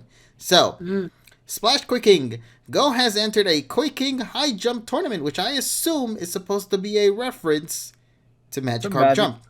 Yeah, the game. I actually 100%ed that game, by the way. I don't know Really? why. Yeah, I played Yeah. that game a lot. Before Drugeli Lost became a thing, Magikarp Jump was the one I was putting my attention to. And I managed to Okay. 100% the game before What'd it you think of ended. it? And what'd you think of it? The reason I completed 100% has to mean that I I enjoyed the game. you liked it. I loved the Yeah. game. It was great. I loved the little nods. And one of my favorite things about it that I'm still bummed out that they never did in the main games is bring all the Magikarp designs to the main games because they have some cute art directions for the Magikarps themselves. They look really cute. Hmm. It's kind of like the Milcery thing, with all the different colors Right. and whatnot. Except with Mhm. Magikarp, it's like different stripes or spots or colored Mm. differences here and there. Even have the gold Magikarp as well in the mix too, which if you actually evolve it into a Gyarados, it will be the shiny Gyarados. So, Mhm. it's Because not that's like that. shiny. Wait, I thought once you evolve it, that's it though. The game's Yeah, like no, you lose that Gyarados or that the magic card. That's what I'm saying. yeah, and then you get a new one. Every new one that you get always tends to be stronger than the previous one that you own, depending if you leveled up or not. It was a very, I would honestly say it was a very tedious journey because sometimes there will come points where you consistently have to play the game over and over and over again, and you wouldn't level up until maybe like 5 tournament matches. And Yeah. 5 tournament, like each match would roughly take about 7 rounds. So you would have to play like 35 rounds or something before you level up again to then get access to the next level. And then you have to redo 5 rounds of 8 levels again to then get access to the next level, etc. like that. And that was like tedious as hell for me, but I did it just because I've been really enjoying the journey personally. Mm. So, anyway, overall, had the- Magikarp Jump was a nice game. It was a nice little relaxer whenever you wanted to play it in your phone and But whatnot. I'm wondering why are they doing the reference now when the game was big like 3 years ago? Maybe they're That trying. doesn't make maybe trying to revive it. Yeah, I mean, if there's a chance to like do a reference to something, I think the Pokemon Go just takes it. I mean, the Pokemon Go, Pokemon Journeys just takes it. Like they actually really care about the series, right down to the opening theme having Game Boy noises in it. Oh, Truman. Once, I love it. Truman's comment here in the chat. Like, I'll never forget my first time losing my Magikarp to Pidgeot. Dude, Yeah, I hated that. Yeah, freaking Pidgeot comes in and eats your damn Magikarp, and it's like, oh my god, it's morbid as fuck. Also, Voltorb would come and electrocute it as well. But the thing is, your Magikarp is never seen again, so it's implied that your fish exploded. Like, literally just exploded. And you never got to see its corpse or anything because it just blew up then and there. Jesus Christ. Yeah, they never bring the Pokemon into the backside of the aquarium. You never hear from that fish again. All you get is that some dude would be like, I'm sorry to see that happen to you, buddy. Go get another fish, though, and work with that fish. And that's it. That's as far as that goes. So it's like fucking it's like fucking Seaman but with fucking Pokemon. Exactly. Except the fish don't talk to you, though. the fish don't start playing with your... The lesson tones of the late Leonard Nimoy. Dude, I don't even want to imagine how friggin' Seaman would be in this generation. That game was messed up. I just want to say that right now. Yeah, exactly. That game was messed up. But yeah, so Anyway, it's a let's get Magikarp back. reference. Yeah, Magikarp Jump reference. But here's the thing, though. Go decides to enter the tournament, but he's highly unlikely to win because his Magikarp is fucking fat. Yeah, it says that word for word in the actual summary here. He then decides to train the Koi King, referencing the bodybuilding videos made by Kasu King, the tournament's ultimate champion. And this is in all caps, guest starring comedian Toshiaki Kasuga as Kasu King. Yes, there was a reference in Pokenchi that he actually did voice that. So that Pokenchi episode aired in like March. Mm-hmm. So yeah, now we gotta wait. Now we waited 3 months for this episode. It finally is here, folks. The moment you've all been waiting for. But It's episode 20. It's episode 25. Sorry, 26. 26, right? Because 25 is Karina. Exactly. 25. What is this, Galendino? Okay, Galendino is a whole nother tier. We don't talk about Galendino here unless you really want to get into 2 hours of discussing what the hell is going on with the second half of that storyline. But that'll be for another day, though. Now, what else can I say about this? It's just a Magikarp Jump reference. So there we go. Next part. Crown yourself, Yato King. Notice that beginning word right there, crown. Satoshi and Go have come to Yadon Island, which is filled with Yadon as far as the eye can see. But then a Yato King shows up as well, and a strange change comes over Satoshi. Okay, here's what I was talking about before. Originally, this episode was supposed to have dropped sometime late May, early June, if I remember correctly. And in my mind, I initially thought that second half of the episode was to be a tie-in to the upcoming DLC pack that's coming for Sword and Shield, which we'll be getting more information tomorrow, because it happens to be focusing on Slowpoke. Wouldn't it be a perfect opportunity to kind of throw themselves, some little previews for what to expect from the not Crown Tundra, the Isle of Armor? Yeah. So maybe we might see the Galarian Slowking. Maybe that's what they're trying to go at. We don't know. Yeah. It's still a mystery, but I think that would be an interesting thing to do, just so you could tie in. They've done this before. In fact, if I recall correctly, the Gigantamax Snorlax was also tied in to the anime itself. When it was revealed that Snorlax was going to be in the anime, they officially confirmed that the G-Max Snorlax was a thing in the games too, and will be having an event to tie into that as well. So that's what I think is going to happen here. There might be a tie-in event with this Slowking that's going to be here, and I'm looking forward to that. So anything you guys want to add to this one, or is there really not much to say for this Dwal episode? I guess the only thing I can add is what do you guys think about the fact that it's even 2 episodes in one? I love it. You really do? Good. Yeah. Because unlike series from the episodes from the last series where the fucking episode was 15 minutes, like 10 minutes too long, we have 2 nice and short little mini segments. And that's the way it should be in this case. I don't think Pokemon's really played around with that concept, have they? Pikachu, I mean, technically the thing with the 5 parts. Yeah, that Pikachu thing in X and Y. Remember that whole thing? Yeah. The movie Pikachu? I thought that was a whole episode. That was a whole episode, but they had like episode titles for each segment, Oh, yeah, the one that, remember, it caused a controversy for the episode title count. I mean, like, for this, like, they're doing 2, which means it's like most cartoons, and I say cartoon, not anime, most cartoons last like 15 minutes, and then they'll do the second part, but it's like a completely different story. It's like 7. It's like maybe 7 to 10 minutes. Yeah, that's what I'm saying. I like that.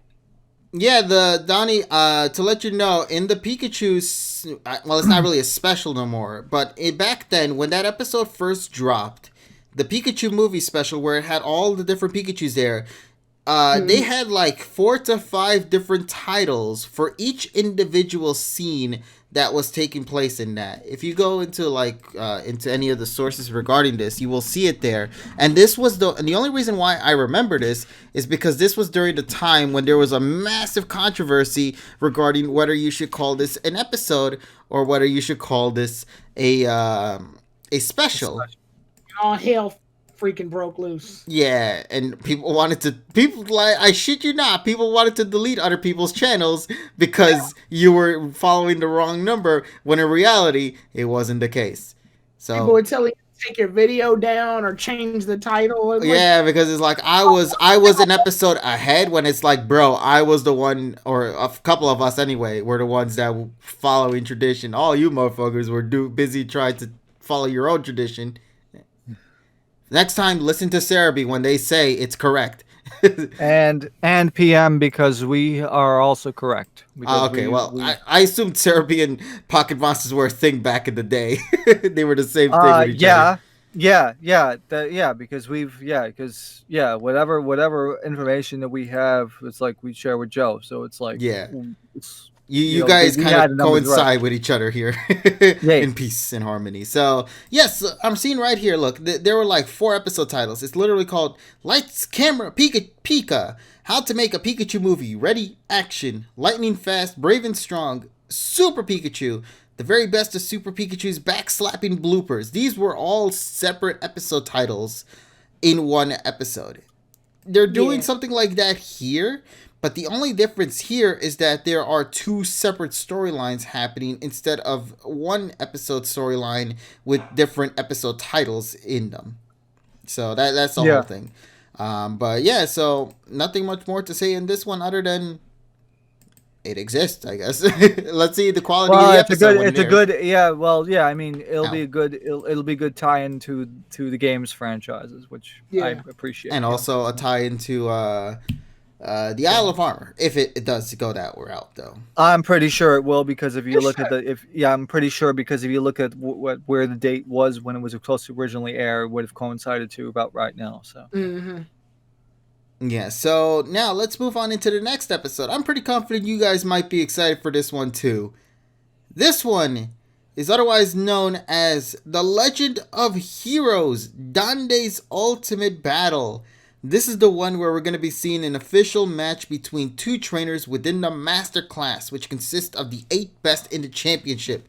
This noteworthy match is between Dande, the greatest of them all, and Satoshi's ultimate goal, and Kibana, otherwise known as Raihan for us here in the US, a gym leader of a dragon gym in the Galar region and Dande's rival.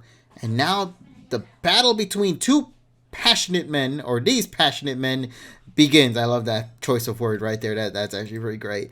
A lot of people are saying Sonya. Is this really going to be the episode where you think Sonya's going to make her appearance? Yeah. I think so. Makes sense. Yeah. Listen, man, if I don't see any lovey-dovey scenes between Sonya and Leon, I'm going to be having a riot. I'm just saying. I need to see those two together. It's a kid show. It's a kid show. I don't care. Listen, man, ever since Sun and Moon with the whole marriage sequence, I want to at least see some kind of little cute moment between the two. Give me something to ship, please. I miss shipping so much. Ship. Yes. I don't, but that's just me. Nah, okay, well, yeah, that's just you, buddy. But yeah, so... And why I am safe on the internet. Sun and Moon actually did that whole Professor Kukui married to Professor Burnett thing actually really well. Like, yes. And then the finale of Sun and Moon with the baby coming. Yeah. So so they actually did something right there. That means Kukui smashed. Okay, let's not think that far ahead.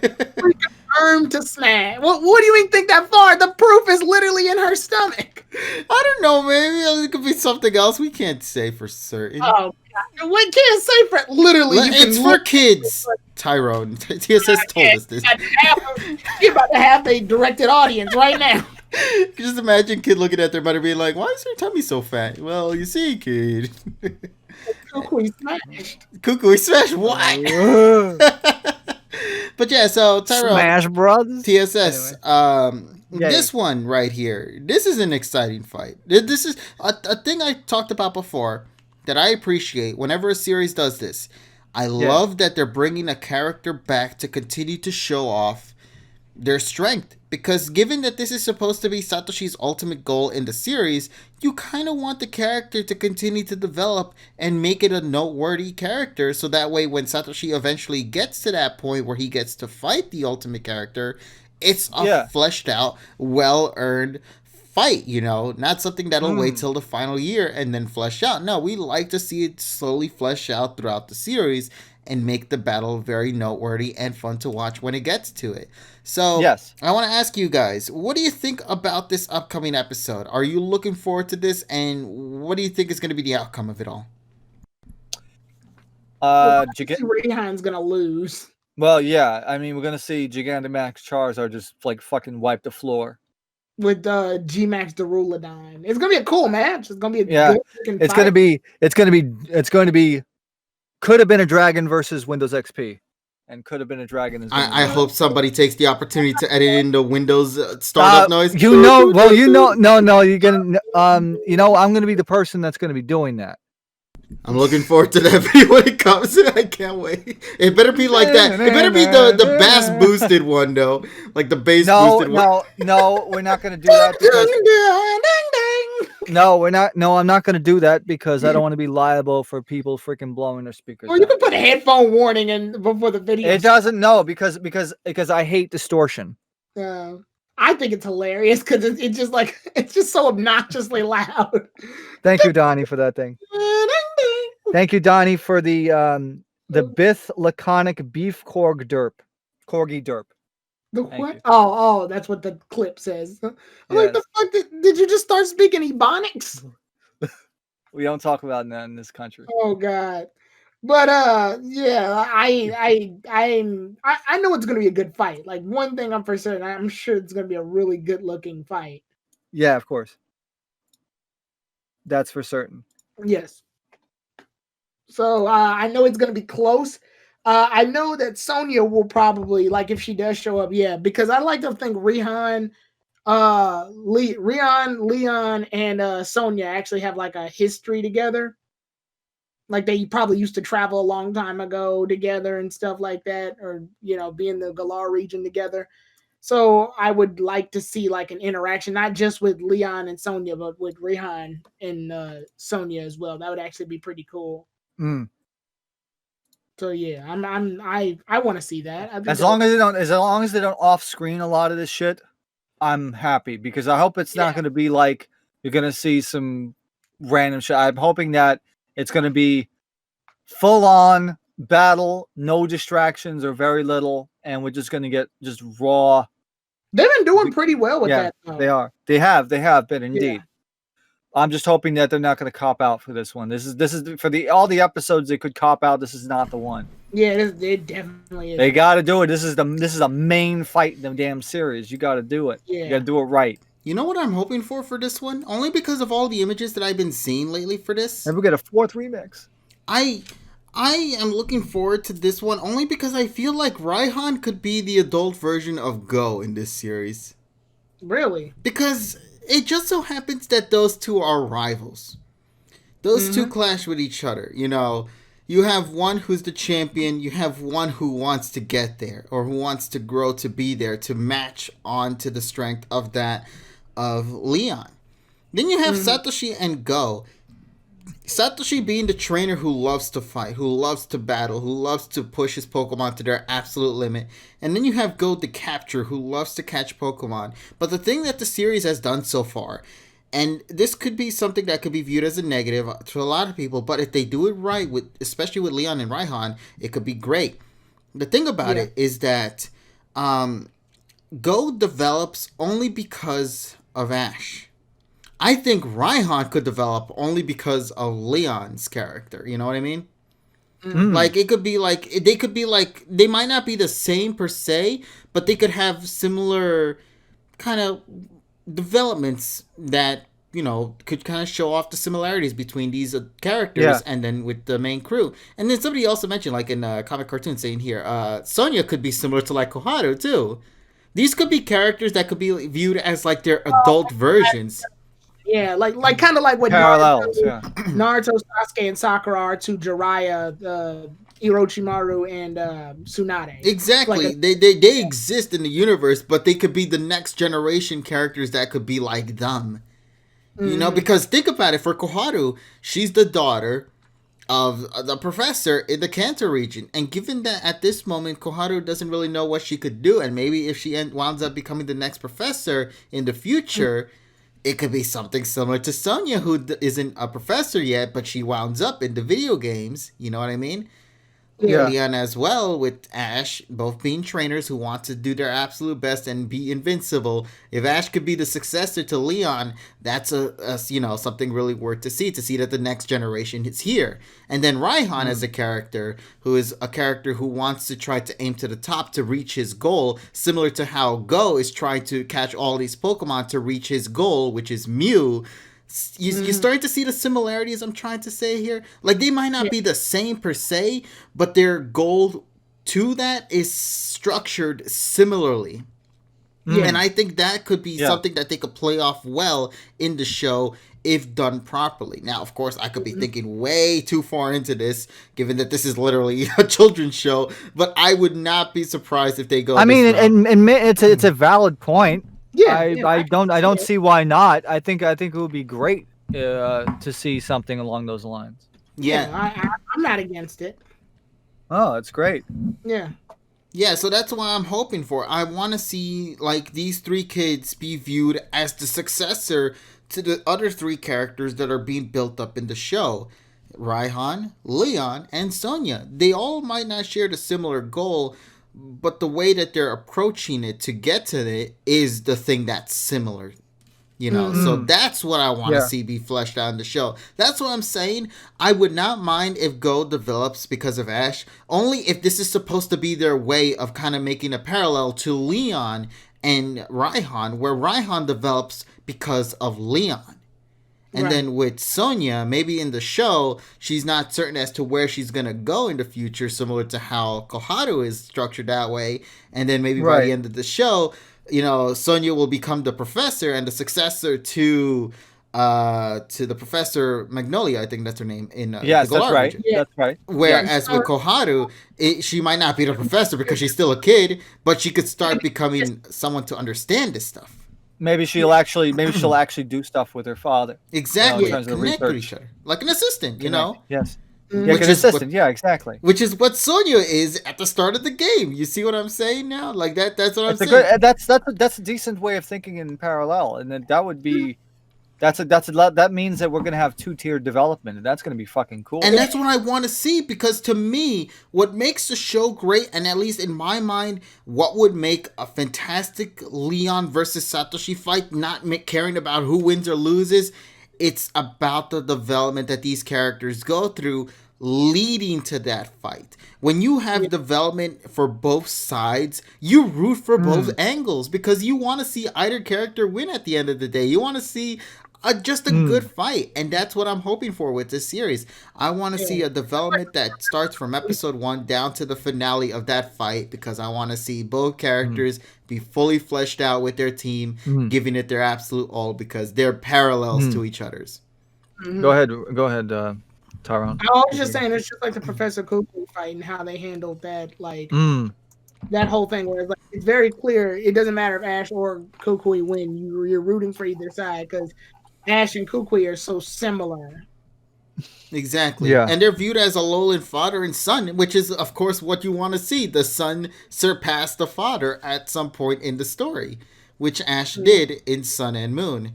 But here, it's like more so surpassing a rival now, and I'm not sure how the story is going to be shaping up to when we get to the end, but I hope that it's going to be a fun one. I really do. I just want to see these characters develop, because when you love a character in the games a lot, you want to just see them be fleshed out even more in the anime, because the anime always tends to take things up a notch and improve upon faults that exist in the games, because they can't necessarily do it in the video games, because as we mentioned before, we love the characters in the games, we just don't love the story that they are in.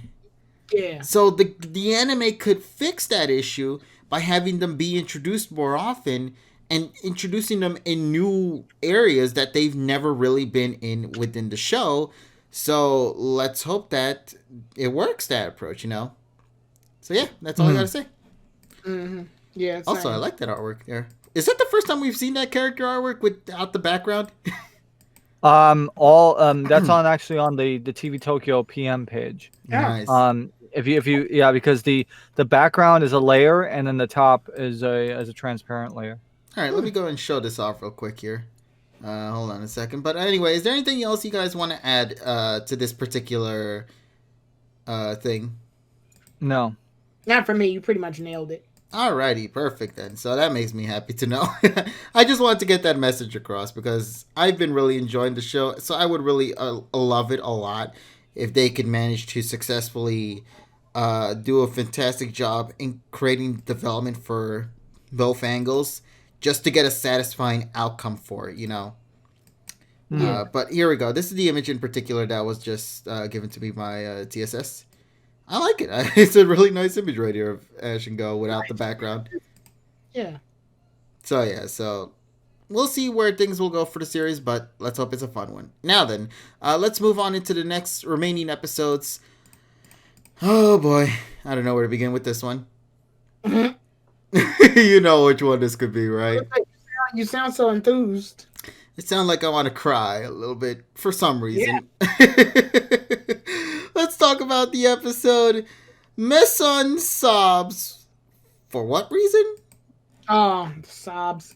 Exactly. I'm a sob a little bit because like this sobble boy over here. So While still in the Galar region, that's a good thing, Satoshi and Go encounter a timid crybaby Pokemon known as Meson, otherwise known as Sobble. Sobble is very cowardly and quick to cry, and the components of its tears cause Satoshi and Go to be unable to stop crying as well for some reason. Man, keep doing it. Not only that, but since Meson turns invisible when it touches water, it appears its own tears makes it disappear. So Satoshi and the others lose sight of it. And then the Rocket Gang arrive in the Galar region. Jesus. Okay, where do I begin? As you guys already know. 10 out of 10 episode coming up. I like the fact that Sobble crying causes other people to cry. Yeah, that's a nice little touch right there. I hope Well, then again, though, that means it's a legit attack move. The fake tears, whatever it's called? Yes. Yeah, fake tears. My only issue is I hope that doesn't become a thing that drags in the show. You know what I mean? I don't think so.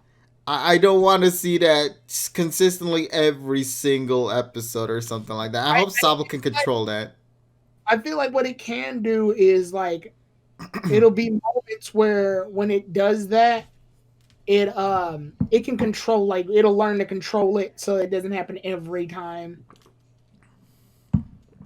Yeah. Yeah. Some comment says, just so you know, I have decided to not show you that hold this L Sobble image. Oh my god, are you holding it for that? Oh god, am I really going to have to be holding this L in this episode? Hold this L real fast. Why they say you got to hold the L? Because I've stated dozens of times on Twitter and social media and even on the pod how much I despise the Galar starters. Oh yeah. And I've stated I do not want to see these starters in Ash's team this region. Especially but you want go on. You want, but people want the Gigantamax Inteleon because the fucking gun. I mean, listen, if Satoshi can get a gun, I'll be happy with that. That will make. There's just one issue, honestly. Got yourself a gun. For Satoshi's side special, he wields a gun, pretty much like that.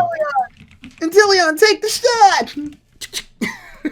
Okay, but honestly though, the reason why I'm a little concerned about this, and to be fair, I have every right to be. I mean, I hope I do anyway. There is a Pokemon from that line I am not a massive fan of. You guys already know this. I want you guys to take a look at this image here, known as Drizzile.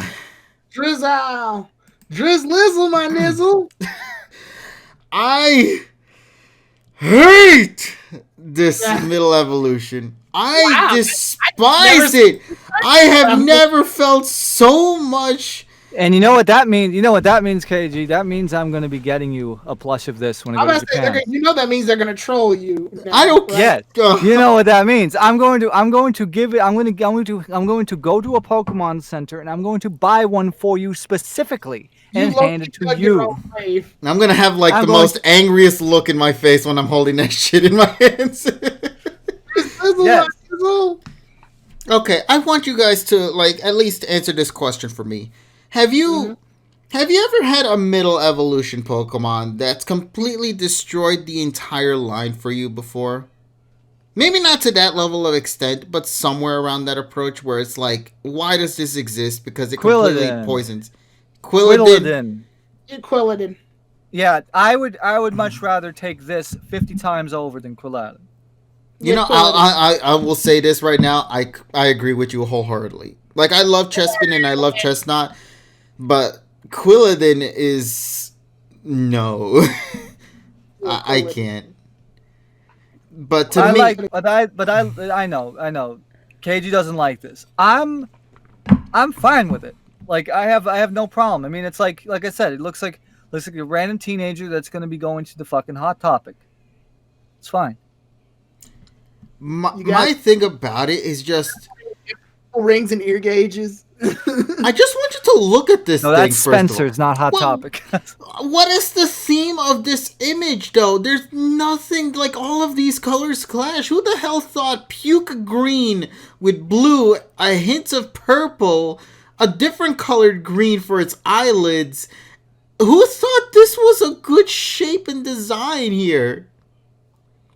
Like, I don't get nothing about. There's like nothing in here that kind of makes sense with the Pokemon line. Because guess what? When you go into the next evolution, where'd the green go? It's nowhere to be seen. That shit is gone.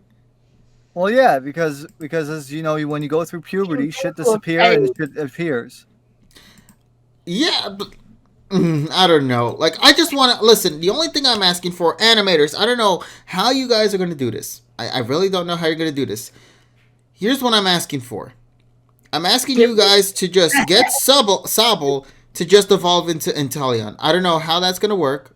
I just want Sobble to just completely ignore the Drizzle line and just go straight to Inteleon in its evolution and be like, well, that just happened. I don't care how that's going to work.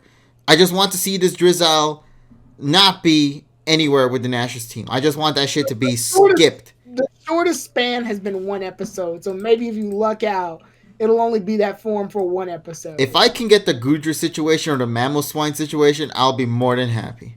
I don't care if people are going to hate it. I'm going to love it. I will be more than happy with that. Just as long as Sobble got the development enough to where it can actually evolve into an Inteleon in a 1 episode gap.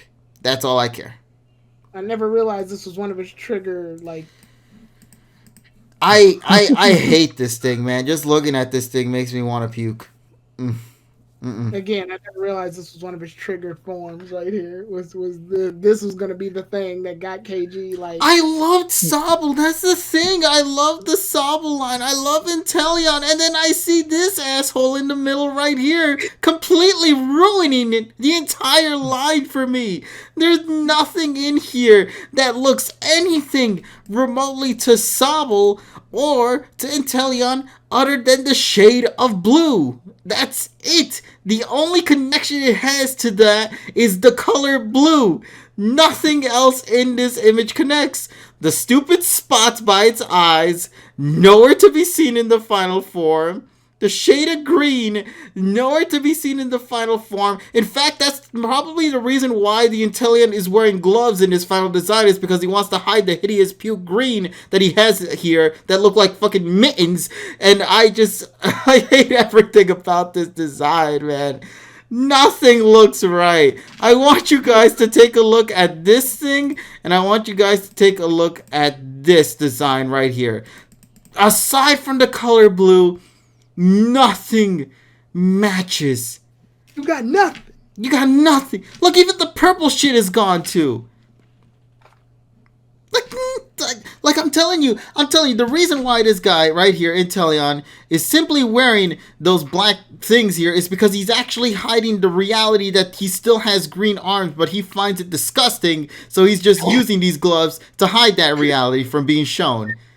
Inteleon takes these black gloves off. It's just some disgusting green hands. But that's just my take on it, man. Monster. And then you go down here. He's wearing pants because he realizes he has green feet as well, so he wants to hide those. So he's wearing these stylish blue and gray pants that you see right here, so he can hide them. So there you go, folks. I never take my pants off. But seriously, man, that's the line to me. That's what I hate about Drizzle. It's just that you can't tell me that Drizzle turns to this. Well, where's the development? Tell me. Okay, I understand he's supposed to be a teenager, but tell me how that thing turns into a spy.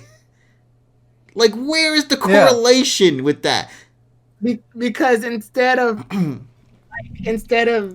being sad about his loneliness, he's going to embrace it by being a lone wolf assassin who shoots people from a distance.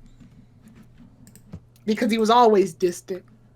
I don't fucking know. Exactly. You can't say that shit to this. I was literally thinking like he can't be real. No, you can't tell me that that's supposed to be what you get when you look at that design right there.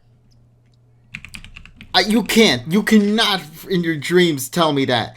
Now, I want you to, though, Tyrone, I want you to look at this image here, though. Maybe this image could help you out a little better. I'm going to show you this guy right here. Yeah, like Exhibit A. What the fuck is this? Here's Exhibit B, though. I want you to see this Pokemon right here. Yeah, it's fucking here. Exactly. But can you get the theme out of it, though? Yeah, I got it. You know, obviously, he still has the long tongue. He still has the stylish look and everything. You can see from his design what he's trying to become. And then eventually, he becomes everybody's fan favorite frog, jobber thing. You know, because you see that image right there. You go into the next. They match. Guess what? They match right there. Sure, he loses the cloud that wraps around his neck. But guess what? That cloud that looks like a scarf and whatnot gets swapped for a tongue that replaces that scarf. There is still some, clash between the two because it does a good job in evolving it. He evolves the cloud scarf into his tongue scarf right here. The legs look proper. The armor looks proper because he's becoming a ninja. You could see the design from there. Everything makes sense. This looks like a proper evolution. This looks like a proper movement from middle evolution to final.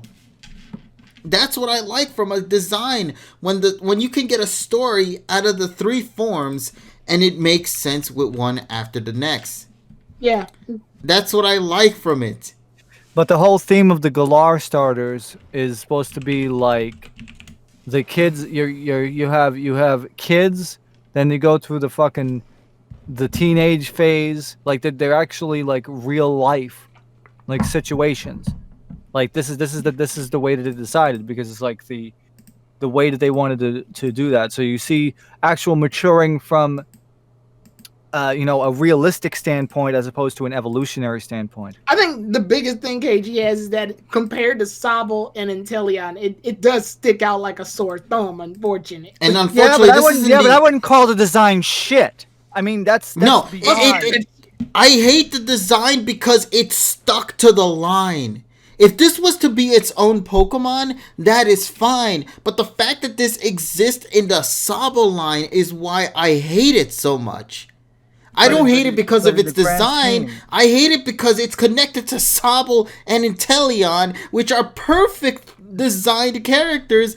But this jerk in the middle thought it would be cool to kind of ruin it by having his dumb looking ass in the middle of it all. This doesn't work. Actually, it does because you got to consider it this way. The only thing that connects is the color blue. You have a crying kid that turns into fucking emo, fucking shops at fucking Hot Topic, and then he graduates and becomes a lone wolf, mature, and now he's fucking shopping at fucking the Army and Navy fucking store and shit. That's what the fuck's happening. It's an evolutionary line based off of real life experience. And that's what it's done for all three. And that was their motivation. So in that grand scheme of things, it's like graduating from Hot Topic to Spencer's. It's in that thing. So it's like, so you have sad kid, emo kid, golden eye. Yes, pretty much. So scared right now. This motherfucker has a mitten for an hand, man. This motherfucker's wearing mittens. That's all you have. He's wearing mittens. Where does this shit? That's all you have. Because I don't want this. I know that this thing throws like water balls or something as its like kind of its signature situation is that it throws water balls. If I'm not mistaken. Mm-hmm. Yeah, so it does. Yeah, because then you see when he attacks, like in the game, it doesn't look as bad as this. This is just Sugimori art. When you actually use him in the game, it doesn't look, the color palette isn't as jarring to look at. I don't know, I man. can show you the damn. Well- I can show you the goddamn Dex entry. Check this out, KG. Maybe the anime will help you get used to the design. Well, the color palette will be different. Yeah, Slightly different, so it'll they be more probably- vibrant for sure. Yeah, I'm Yeah. gonna say because I know in the past, there have been a lot of like designs in Pokemon that I hated, video game wise, but the game came in and actually saved them. Yes. So For me, I a like, perfect example, and this is kind of weird because it's like the exact opposite. I want to talk a little bit about Delphox then, because Delphox was another key example of a Pokemon I absolutely hate in its 3D design, but adore its 2D look because it looks proper. It looks well with the breaks and Finnegan line. Low resolution blame low resolution polygons for that. I know, and I know other games could continue to develop on that, but it's like Or play it in like Citra 3X. The Pokemon models look much better when you fucking yeah. It's just to Yeah. me personally, I can't with this one. I've tried for months now. For months to try to get used to this thing. Because I knew it was going to eventually come. I knew since the very beginning when I saw the trailer and footage and all the merch that was coming, I knew this thing was going to eventually haunt me in the show. At some point in the future. And I've tried for so long to get used to it. But when I connect this Pokemon design, when I connect this to this, it just does not clash. It doesn't work. Sure it does. You see the fucking tuft of hair that's in the front? It goes to the back. But where'd the purple go? It changed color. You see it's fucking yellow. Yeah, but he had two colors. Where'd the secondary color go? You telling me well- both colors decided to turn to one color? Or maybe Inteleon saw that thing, saw it was disgusting, and just cut it off as a middle of his evolution because he hated the color. No, because you see that it goes back, and you see it turn yellow, so it's a lighter color. So that's what happens. You know that's like growing fucking chest hair or whatever. it's a video game. Oh no! At the end of the day, it's a video game. Yeah, you're right. It's a video game. Come on. Put them side to side. Okay. Hair dye. Give me a second. I mean, again, I find it very the anime might not look as bad as you think, but then again, though, the game, you never played the starter in the fucking game. I so played in the the game- starter in the sidelines. As in, I just neglected it. It just went straight to its final evolution because I couldn't like this thing. Yeah. Here we go. Here are the two neck and neck right actually there. the 3D Yeah, I'll make it model. smaller to fit right there. There you go. But actually, in the model, I'm talking about the 3D model. Have you actually like looked at the 3D model? Yes, I have, because I needed to complete the dex, so I needed to have that thing in it. And to me, it just doesn't work for me. You know, maybe it works for others. That's perfectly fine. To me, I just can't with this one. There are some things you could see in Drizzle's design that could match with Inteleon. But the only thing I see from it is like this looks like to me, because of the shape of his head as well, this looks to me like it's supposed to be like I don't even know, like a Quagsire kind of evolution somewhere around the line. Because if it's like his head's not even pointy or anything, no, it's just a big circle for a head here. Well, it doesn't matter, you lose weight. I just don't find a match. I don't like the mitten hands. I don't like the green. I don't like the purple and blue. There are too many colors with this design here that don't mesh well with each other. But that's just my take at the end of the day. You know, if you guys like it, that's perfectly fine. For me, maybe the anime could save it for me. Maybe it could be. I'm maybe jumping the board here. I find some of Sugimori's art to not kind of capture the final look or the best look of it. Mm-hmm. Like I can go into some examples, but it's overtime now. It's fucking 12:10 in the evening. I liked Sugimori's art when it was older, when those like it's hard to explain, but like when Pokemon had those weird little white It looked like patches. chalk drawing. Had like like when the Pokemon had little like white marks on them sometimes, and they were very Yeah. old classic because it felt like they had life. And sometimes the Pokemon were shown to be attacking while they're in the art. Now they just got standard art. But it's not even the fact that it's Ken Sugimori's art. I think what it is to me mostly is when they're in motion. It's just like the Pokemon. Usually when they're drawn, or even in the video game, they're usually in a very standstill pose. They don't really do much. But in the anime, they're more in motion. You get to see them moving in a way where you're like, oh, that's how they move. One of my most disappointing ones that I hate is Ferrothorn. The way they did Ferrothorn was so fucking stupid. Because in the game that it actually came in black and white, it was floating. It was floating and it looked like a cool little UFO. But now it looks fucking stupid. Where it's just always on the ground and its vines are just shamelessly on the ground. And I'm like, this looks dumb. There's tons of Pokemon that float. They don't even have levitate. And they just float because. But you mean to tell me that this ugly ass thing is, I don't know. Electros is another good example too. That thing suffered in the 3D world. Yeah, there's a lot of Pokemon that sadly suffered moving into 3D. Yeah. Unfortunately, like I told you, some of the starters in what do you call it? See, that looks less offensive because you don't have kind of like the two-tone. There we go. There are the two images now. Oh yeah, that's their image that's in home, right? Yes. Yeah. Yeah, that doesn't look as bad. I can see the green becoming a yellow. Yes. No, the green becomes black. What? Yeah, because the hands. I'm saying the green that's on the eyes, on his eyes. It looks like it's gonna be lighter and potentially turn into a yellow. Yeah, but I would assume that I don't know because like okay, here's the thing: why does that green turn to yellow, but the other green turns to black? Aren't there? You know what I'm saying here? Like the connection. But it literally looks like it's wearing gloves. It's his pants.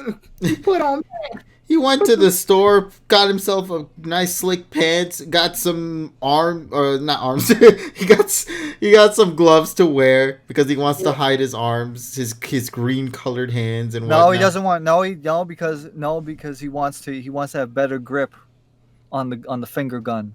Yeah. Exactly. But listen, man, at least like I said, Intellion's design I like and appreciate a lot. I just don't like that Drizzle here, who has so many colors that don't transition to the next form, are just sort of there. You know, you could see other designs like with Delphox and Braixen, Brion to Primarina, you know. Well, I mean, emo kids dye their hair. I guess, but like I mentioned, I just don't like it. Anyway, let's just say that this shit sucks for me personally. At the end of the day, it sucks for me. I'm not saying it should suck for you. If you guys like the design, please.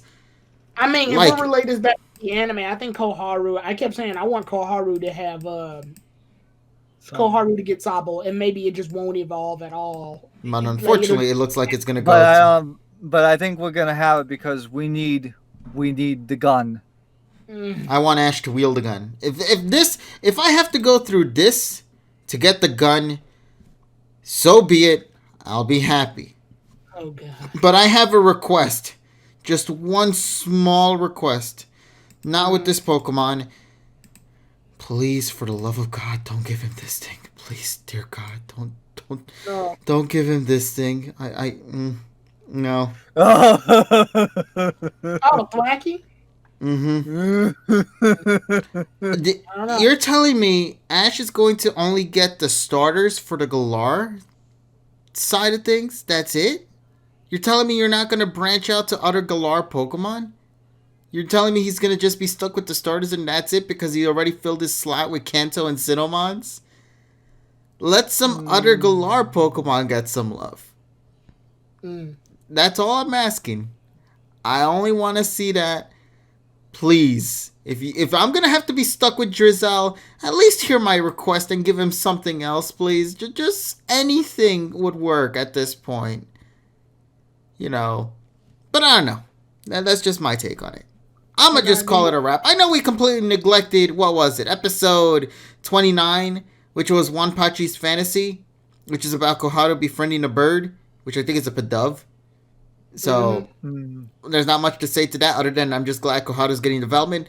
But, like, it's probably best to just wait until the next Pokemon Fun comes out in, like, July. And it'll probably touch that topic, yeah. Yeah, so it's better to just do that because we've already done, like, the next 5 episodes. I think that's enough. I mean, we take it about and the next month of broadcasting. Yeah, I think we're doing pretty good. All right, then. First of all, thank you guys so much for being with us again. I appreciate it so much. Thank you guys for listening to my little ramble as well. I apologize in advance, by the way, for that shenanigans that I call my choice of words and whatnot. I call it the King's Range arc. I just hated this middle evolution form, and I just wanted to express my thoughts on it. You know, that's just all. You gave me good clips, kid. I'm glad. But, yeah, I don't know, man. For some reason, me and water Pokemon always seems to have a problem with each other. Last generation, it was with the Wishy-Washy. Here with me is now with the Drizzle. I think the region prior to that was probably with Kalos and Greninja. Actually, yes, it was. God damn, I have such a bad connection with the water Pokemon. Ah, shit, this thing's going to continue then. But anyway, folks, we hope to see you guys in next week's pod. Obviously, next week we are returning to our traditional reviews of the week, where we're going to be doing the review for next week's episode of PM 2019.